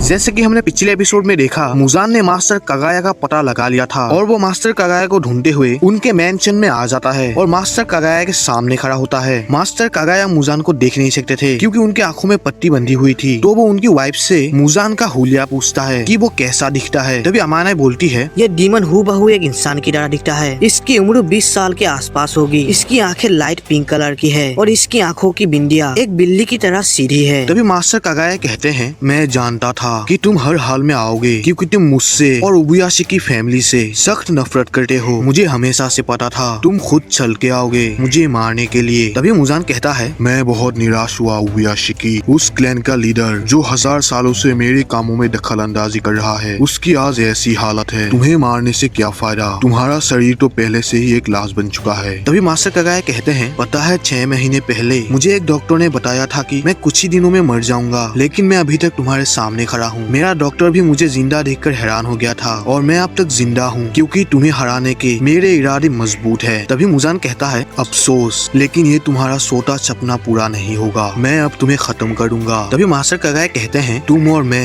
एक ही खून के हैं, लेकिन तुम हजारों सालों पहले पैदा हुए थे, तो इसलिए हमारा रिश्ता करीब का नहीं रहा। हजारों सालों पहले मेरे परिवार को श्राप दिया गया क्योंकि मेरे परिवार ने तुम्हारे जैसे राक्षस को जन्म दिया और उसके बाद हमारे बच्चे कमजोर और बीमार पैदा होने लगे और बहुत ही जल्दी मरने लगे। मेरा परिवार खत्म होने के कगार पर था, लेकिन हम सब एक पुजारी से मिले और उन्होंने हमें बताया कि हमारे परिवार में एक डीमन ने जन्म लिया है और हमें अपने जीवन के अंत तक उस डीमन यानी कि तुम्हें मारना है। ऐसा करने से ही हमारा परिवार बच पाएगा। और हमने सदियों तक पुजारी की बेटियों से शादी किया, जिससे हमारे बच्चे थोड़ा मजबूत पैदा होने लगे। लेकिन वो बच्चे 30 साल के उम्र के ऊपर नहीं जी सकते थे। और उबुयाशिकी की पत्नी यानी कि अमाना ये भी एक पुजारी की बेटी है। तभी मुजान बोलता है, तुम्हें नहीं लगता कि तुम्हारी बकवास हद से ज्यादा हो गई है? कहीं तुम्हारी बीमारी तुम्हारे दिमाग तक तो नहीं पहुंच गई? और हाँ, मैंने अभी तक हजारों मासूम लोगों की जान ली है, लेकिन मुझे तो अभी तक कोई सजा नहीं मिली और मैंने तो कभी भगवान या बुद्धा को नहीं देखा। तभी मास्टर कागाया मुजान को उसके सपने के बारे में पूछता है, लेकिन मुजान को यहाँ कुछ ठीक नहीं लगता और वो अपने मन में ही सोचता है, ये कैसी अजीब एहसास है। मेरे सामने डीमन स्लेयर कॉर्प्स का लीडर, जिससे मुझे सख्त नफरत है, वो मेरे सामने है, लेकिन मुझे कोई नफरत महसूस नहीं हो रही। तभी मुजान मास्टर कागाया की दोनों बेटियों को देखता है जो उसके साइड में ही खेल रही थी। तभी मुजान सोचता है, इस घर में सिर्फ 4 इंसान है और कोई बॉडीगार्ड भी नहीं है। मुजान को यहाँ कुछ ठीक नहीं लगता और उसे यहाँ कुछ अपनापन भी फील होता है। तभी मास्टर कागाया बोलते हैं, मैं जानता हूँ तुम अभी क्या सोच रहे हो। तुम अमर होने का सपना देख रहे हो। अमर होना ही तुम्हारा सपना है ना? तभी मुजान बोलता है, बिल्कुल सही, और ये सपना जल्द ही हकीकत में बदलने वाला है जब मैं नेजुको को पकड़ लूंगा। तभी मास्टर कागाया बोलते हैं, तुम गलतफहमी में जी रहे हो मुजान, तुम्हारा ये सपना कभी पूरा नहीं होने वाला। तभी मुजान बोलता है, तुमने जहाँ नेजुको को छुपाया है, लगता है तुम्हें उस पे बहुत भरोसा है। मेरे पास उसे ढूंढने के लिए अभी तक बहुत समय है। तभी मास्टर कागाया बोलते हैं, मैं जानता हूँ अमर होना क्या होता है। अमर जो कि लोगों की फीलिंग्स होती है, लोगों की फीलिंग्स अनंत काल तक रहती है। मुजान को ये सब बकवास लगता है, लेकिन मास्टर कागाया बोलते हैं, पिछले 1000 सालों से डीमन स्लेयर कॉर्प्स कभी खत्म नहीं हुआ। बहुत सारे डीमन स्लेयर्स मारे गए, फिर भी ये जिंदा है। ये साबित करता है कि लोगों की फीलिंग्स, जिसे तुम बकवास समझते हो, असलियत में यही अमर है। ऐसे एक डीमन को माफ ना करने की फीलिंग्स, जिसने ना जाने कितने मासूमों की जान ली है, और तुम्हारे पापों के लिए तुम्हें अब तक किसी ने माफ नहीं किया और कभी भी माफ नहीं करेगा। तुम्हें ये मालूम होना चाहिए मुजान, तुमने बार बार एक शेर के पूंछ पर पैर रखा है और एक ड्रैगन के बेशुमार गुस्से को भड़काया है। ये हमेशा शांत रहते हैं, लेकिन तुमने उन्हें भड़काया। टाइगर और ड्रैगन, इन दोनों की नजर सिर्फ तुम पर है और ये तुम्हें कभी बच के भागने नहीं देंगे। गाइस, असलियत में टाइगर और ड्रैगन असलियत में डीमन स्लेयर कॉर्प्स के सभी हाशिरास और तांजीरो और नेजुको को दर्शाते हैं। तभी मास्टर कागाया बोलते हैं, भले ही तुम मुझे मार दो, लेकिन इस पे डीमन स्लेयर कॉर्प्स पे कोई फर्क नहीं पड़ेगा, क्योंकि मैं इतना इम्पोर्टेंट भी नहीं। लेकिन तुम मुजान, अगर तुम मर गए तो तुम्हारे साथ सभी डीमंस इस दुनिया से मिट जाएंगे। क्यों, मैंने सही कहा ना मुजान? ये सब बातें सुन के मुजान को गुस्सा आ जाता है और मास्टर कागाया को चुप रहने को बोलता है। लेकिन मास्टर कागाया कहते हैं, भले ही मैं इतना इम्पोर्टेंट नहीं हूँ, पर इसका ये मतलब नहीं कि मेरी मौत जाया जाएगी। डीमन स्लेयर कॉर्प्स के सभी मेंबर्स मेरी बहुत इज्जत करते हैं और खासकर हाशिरास मेरी इज्जत तो करते ही हैं और ऊपर से मुझे बहुत प्यार भी करते हैं। और जब मेरी मौत की खबर उन तक पहुंचेगी तो वो सभी डीमन स्लेयर्स आग की तरह भड़क जाएंगे। तभी मुजान मास्टर कागाया को मारने के लिए अपना हाथ आगे बढ़ाता है और बोलता है, बहुत बातें बोल ली। तभी मास्टर कागाया कहते हैं, सोचा नहीं था कि तुम मेरी इतनी बातें सुनोगे। इतनी देर मेरी बातें सुनने के लिए शुक्रिया मुजान। दूसरी तरफ कासुगा क्रो ने चारों तरफ अर्जेंट मैसेज पहुंचा दिया था कि मास्टर कागाया की जान खतरे में है। मुजान यहाँ तक पहुँच चुका है। इस खबर को सुनने के बाद सानेमी, ओबानाई, मित्सुरी, मुइचिरो, शिनोबू, गियू और तांजीरो ये सभी हाशिरास उबुयाशिकी के मेंशन की तरफ भागने लगते हैं और उन्हें अपने मास्टर की बहुत ज्यादा चिंता हो रही थी। तभी हम पिछले हाशिरा मीटिंग के सीन को देखते हैं, जिसपे सानेमी ने कहा था कि कम से कम 2 हाशिरास तो मास्टर कागाया की रक्षा के लिए होना चाहिए। जिसपे ग्यूमी कहता है कि मैं पिछले 8 सालों से उन्हें ये बात कहता आ रहा हूँ, लेकिन वो मेरी नहीं सुनते। वो हमेशा कहते हैं कि हाशिरास बहुत कीमती होते हैं और वो उन्हें खुद के लिए इस्तेमाल नहीं करना चाहते। तभी शिनोबू कहती है कि मैंने सुना है कि उबुयाशिकी फैमिली का कभी कोई बॉडीगार्ड नहीं रहा और वो कभी बॉडीगार्ड रखना भी नहीं चाहते। और अब सभी मास्टर की चिंता करते हुए मास्टर की मेंशन की तरफ बढ़ रहे थे। सानेमी दौड़ते हुए लगातार एक ही बात बोल रहा था, मैं पहुंच जाऊंगा, मुझे यकीन है मैं पहुंच जाऊंगा। और मेंशन में मुजान मास्टर कागाया को मारने ही वाला होता है, लेकिन अचानक वहाँ पे एक ब्लास्ट होता है और ये धमाका बहुत बड़ा होता है। और इस धमाके की एनिमेशन मतलब क्या ही बोलूं, एकदम गजब और बवाल बनाया है। एक ही पल में आंखों के सामने पूरा मेंशन बर्बाद हो जाता है। सभी हाशिरास इस धमाके को देखकर पागल सा हो जाते हैं और तांजीरो को जलता हुआ मांस और खून की स्मेल आने लगती है। मुजान इस धमाके से बच नहीं पाता, जिससे उसके बॉडी के चीथड़े उड़ जाते हैं, लेकिन वो जल्द ही अपने शरीर को रीजेनरेट कर लेता है और गुस्से से बोलता है, उस आदमी का वो चेहरा जिस पे बुद्धा की स्माइल छुपी है। उसने अपने साथ अपने बीबी और दोनों बच्चों को कुर्बान कर दिया। मैंने उसे कम समझ लिया, यही मेरी गलती है। मुझे पहले से पता था कि वो कोई ना कोई जाल तो जरूर बिछाएगा, लेकिन ये जाल इस हद तक हो सकता है, इसकी मैंने कल्पना भी नहीं की। तभी हम देखते हैं धमाके में बहुत सारे किल भी मिलाए गए थे, जिससे मुजान का बॉडी रीजनरेट बहुत ही धीमा हो सके, जिससे मुजान समझ जाता है कि ये खेल अभी खत्म नहीं हुआ। उबियाशिकी ने इसके आगे भी कुछ करने की सोच रखी थी। तभी मुजान महसूस करता है कि हाशिरास तेजी से उसी की तरफ बढ़ रहे हैं, लेकिन मुजान को इससे कोई फर्क नहीं पड़ता और बोलता है, वो ढोंगी इंसान, उसने खुद को एक छाड़े की तरह इस्तेमाल किया है। मेरे लिए नफरत और गुस्सा, उसने इन सभी को अपने अंदर छुपाए रखा और मुझे उसकी भनक तक नहीं लगने दी। इतने जबान इंसान के अंदर इतनी खूनी सोच काबिले तारीफ है। क्या उसके बीबी और बच्चों को इसका पता पहले से ही था? और अब मुजान खुद को शांत करने की कोशिश करता है ताकि वो खुद को जल्द ही रीजनरेट कर सके। तभी अचानक से उसके चारों तरफ कुछ रेड बॉल्स आ जाते हैं। तभी मुजान समझ जाता है कि ये फ्लैश सीड्स है, एक ब्लड डीमन आर्ट। तभी वो बॉल्स फंस जाते हैं और उन बॉल्स में से बहुत सारे बड़े बड़े स्पाइक्स निकलते हैं और मुजान के बॉडी को चीरते हुए उसे जकड़ लेते हैं। मुजान अब पूरी तरीके से फंस चुका था और वो उन स्पाइक्स को अपने अंदर एब्जॉर्ब करने लगता है। लेकिन तभी वहाँ पे लेडी टमाओ आ जाती है और ये ब्लड डीमन आर्ट लेडी टमाओ ने ही किया था और वो मुजान के पेट के अंदर अपना हाथ घुसा देती है। मुजान को समझ में नहीं आ रहा था कि लेडी टमाओ आखिर आई कहाँ से। तभी लेडी टमाओ बोलती है, ये ब्लड डीमन आर्ट उसी डीमन का है जिस इंसान को मुजान ने आसाकुसा टाउन में डीमन बनाया था। और टमायो ने खुद को याशिरो की blood demon art I blind की हेल्प से खुद को गायब किया था। मुजान सोचता है कि ये औरत आखिर यहाँ करने क्या आई है और मुजान टमायो के हाथ को भी एब्जॉर्ब करने लगता है। और हमें पता चलता है टमायो ने अपने हाथ पर एक मेडिसिन रखा था जिससे कोई भी डीमन वापस एक इंसान बन सकता है। जिसे सुनकर मुजान परेशान हो जाता है और कहता है, ये सब बकवास है, ऐसी कोई भी दवाई नहीं होती। जिसपे टमायो बोलती है, हालात अब बिल्कुल बदल चुका है, मैंने ये अकेले नहीं किया, मैंने किसी और की हेल्प ली और मैं सक्सेस हुई। मुजान अब टमायो का सिर पकड़ लेता है और कहता है, तुम्हें मुझसे नफरत करने की कोई हक नहीं। तुम भूल गई तुम्हारे पति और बच्चों को किसने मारा था? वो काम करने वाली तुम खुद थी, तुमने उन्हें मार के खा लिया। तभी टमायो के आंखों से आंसू निकलने लगती है और वो कहती है, अगर मुझे पता होता कि ऐसा होगा तो मैं कभी भी डीमन नहीं बनती। मुझे बस अपने बीमार से मरना नहीं था, क्योंकि मैं अपने बच्चों को बड़ा होता हुआ देखना चाहती थी। तभी मुजान कहता है, लेकिन फिर भी तुमने कई इंसानों को खाया, एक बेरहम डीमन की तरह। तुम उन इंसानों को खाते हुए बहुत खुश लग रही थी। तभी टमायो कहती है, हाँ, मैंने कई मासूम इंसानों को मारा और मेरे इस पाप को प्रायश्चित करने के लिए मैं यहाँ तुम्हारे साथ मरूंगी। तभी वो जोर से चिल्ला के स्टोन हाशिरा ग्यूमी को बुलाती है और तभी हम देखते हैं ग्यूमी दौड़ते हुए मुजान की तरफ आ रहा था और उसने भी वही आई ब्लाइंड ब्लड डीमन आर्ट अपने चारों तरफ पहना हुआ था, जिसके कारण वो भी गायब हो चुका था। ग्यूमी अपने सेन से बंधे हथियार को अपने पूरे जोर से घुमाता है और अपनी पूरी ताकत लगा के मुजान की तरफ मार फेंकता है, जिससे मुजान का सिर उसके धड़ से अलग हो जाता है। तभी हम एक फ्लैशबैक को देखते हैं जहाँ पर ग्यूमी और मास्टर मुजान बात कर रहे थे, जहाँ पर ग्यूमी बोलता है कि जब उसकी मुलाकात सबसे पहले मास्टर कगाए से हुई थी तब उसकी उम्र थी 18 साल और जबकि मास्टर कगाए की उम्र थी 14 साल, जो कि ग्यूमी से बहुत छोटा था। जहाँ पर कगाए ग्यूमी से कहता है, मैं जानता हूँ तुम उस दिन बाकी बच्चों के लिए लड़े, तुम खूनी नहीं हो, तुम सबकी रक्षा करना चाहते हो। ये सुनकर ग्यूमी खुद को रोक नहीं पाता और अपने पैरों के बल गिर के रोने लगता है। तभी ग्यूमी कहता है कि मास्टर कगाए उस समय वही कहते थे जिस समय तुम उस बात को सुनने के लिए तरस रहे हो। जब ग्यूमी मास्टर कगाए से आखिरी बार मिला था तब मास्टर कगाए ने ग्यूमी को एक राज की बात बताई थी कि अगले 5 दिनों के अंदर मुजान उसके पास आ जाएगा और कगाए चाहते थे कि उसे छाड़े की तरह यूज करके ग्यूमी उसकी गर्दन उड़ा दे। ग्यूमी पूछता है कि उसे कैसे पता कि मुजान इन दिनों के अंदर ही आएगा। तभी कगाए बोलते हैं कि ये तो बस कगाए की एक कल्पना है। और तभी हमें पता चलता है कि उबुयाशिकी फैमिली के पास एक कमाल की स्किल है जिसे पूर्व ज्ञान भी कहा जाता है। इसका मतलब ये है कि ये फ्यूचर देख सकते हैं, यानी कि उनके पास फ्यूचर देखने की एबिलिटी होती है। मास्टर कगाए जानते थे कि बाकी सभी हाशिरास उनको सारे की तरह इस्तेमाल करने के लिए कभी नहीं मानेंगे और मास्टर कगाए को ये यकीन था कि उसके सबसे पुराने हाशिरा ग्यूमी उनकी बात कभी नहीं टालेगा और वो ग्यूमी को ये जिम्मेदारी सौंपता है। ग्यूमी भी इस प्लान को एक्सेप्ट करता है। कहानी फिर से प्रेजेंट में शिफ्ट होता है जहाँ पर ग्यूमी मुजान का थोपड़ा उड़ा चुका होता है, लेकिन मुजान फिर से अपना सिर जेनरेट कर लेता है। तभी हम फिर से कगाए के पास के सीन को देखते हैं जहाँ पर कगाए बोलता है कि अगर सिर कटने के बाद भी मुजान नहीं मरा तो उसे मारने का सिर्फ एक ही तरीका है, वो है सूरज की रोशनी। मतलब मुजान को सिर्फ सूरज की रोशनी ही मार सकती है। तो ग्यूमी को मुजान के साथ सूरज निकलने तक मुकाबला करना होगा और उससे लड़ना होगा। कहानी अब फिर से प्रेजेंट में शिफ्ट होता है। ग्यूमी खुद को प्रॉमिस करता है कि वो मुजान के साथ सुबह होने तक लड़ते रहेगा और वो फिर से मुजान के ऊपर अटैक करने के लिए आगे बढ़ पड़ता है। लेकिन मुजान अब अपने ब्लड डीमन आर्ट का इस्तेमाल करता है जिसका नाम है ब्लैक ब्लड ब्राम्बेल्स, जिसमें बहुत सारे स्ट्रोक्स निकल के ग्यूमी की तरफ आते हैं। लेकिन ग्यूमी अपने स्टोन ब्रीडिंग का थर्ड फॉर्म यूज करता है जिसका नाम है स्टोन स्किन, और वो उस अटैक को फेल कर देता है। तभी मेंशन पर सानेमी और उसके साथ बाकी हाशिरास भी पहुंच जाते हैं और वो सभी बहुत नर्वस और घबराए हुए थे, और वो सभी डीमन स्लेयर्स मास्टर के बारे में पूछने लगते हैं कि मुजान ने उनके साथ क्या किया। सभी डीमन स्लेयर्स ने मुजान को अब चारों तरफ से घेर लिया था जैसे कागाया का प्लान था। तभी ग्यूमी चिल्ला के सभी को कहता है,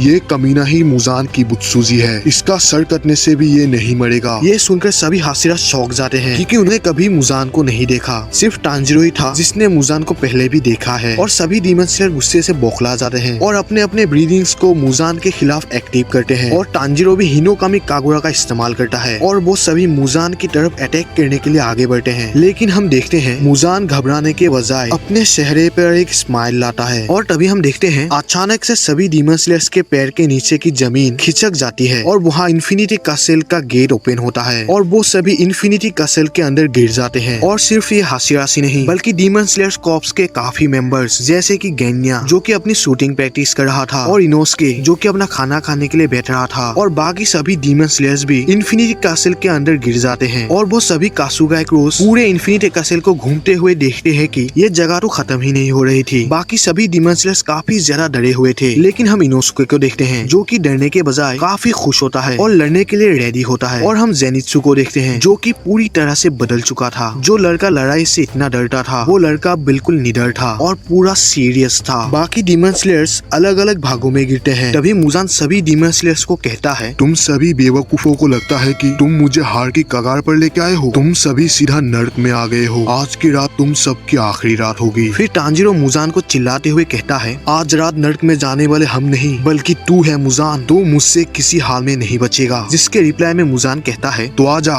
कर ले कोशिश तांजिरो कामाडो। और सीजन 4 का आखिरी एपिसोड यहीं पर खत्म होता है। तो दोस्तों ये सीजन आप लोगों को कैसा लगा कमेंट करके जरूर बताना। और इसके बाद सीजन 5 इन्फिनिटी कैसल आर्क, ये आर्क तो तबाही होने वाला है और ये आखिरी आर्क भी होने वाला है। इसके बाद डीमन स्लेयर का कोई भी सीजन नहीं आएगा। तो अगले सीजन को मिस ना करने के लिए हमारे चैनल को सब्सक्राइब करना ना भूलें। मिलती है अगले एक और नई वीडियो में, तब तक के लिए बाय।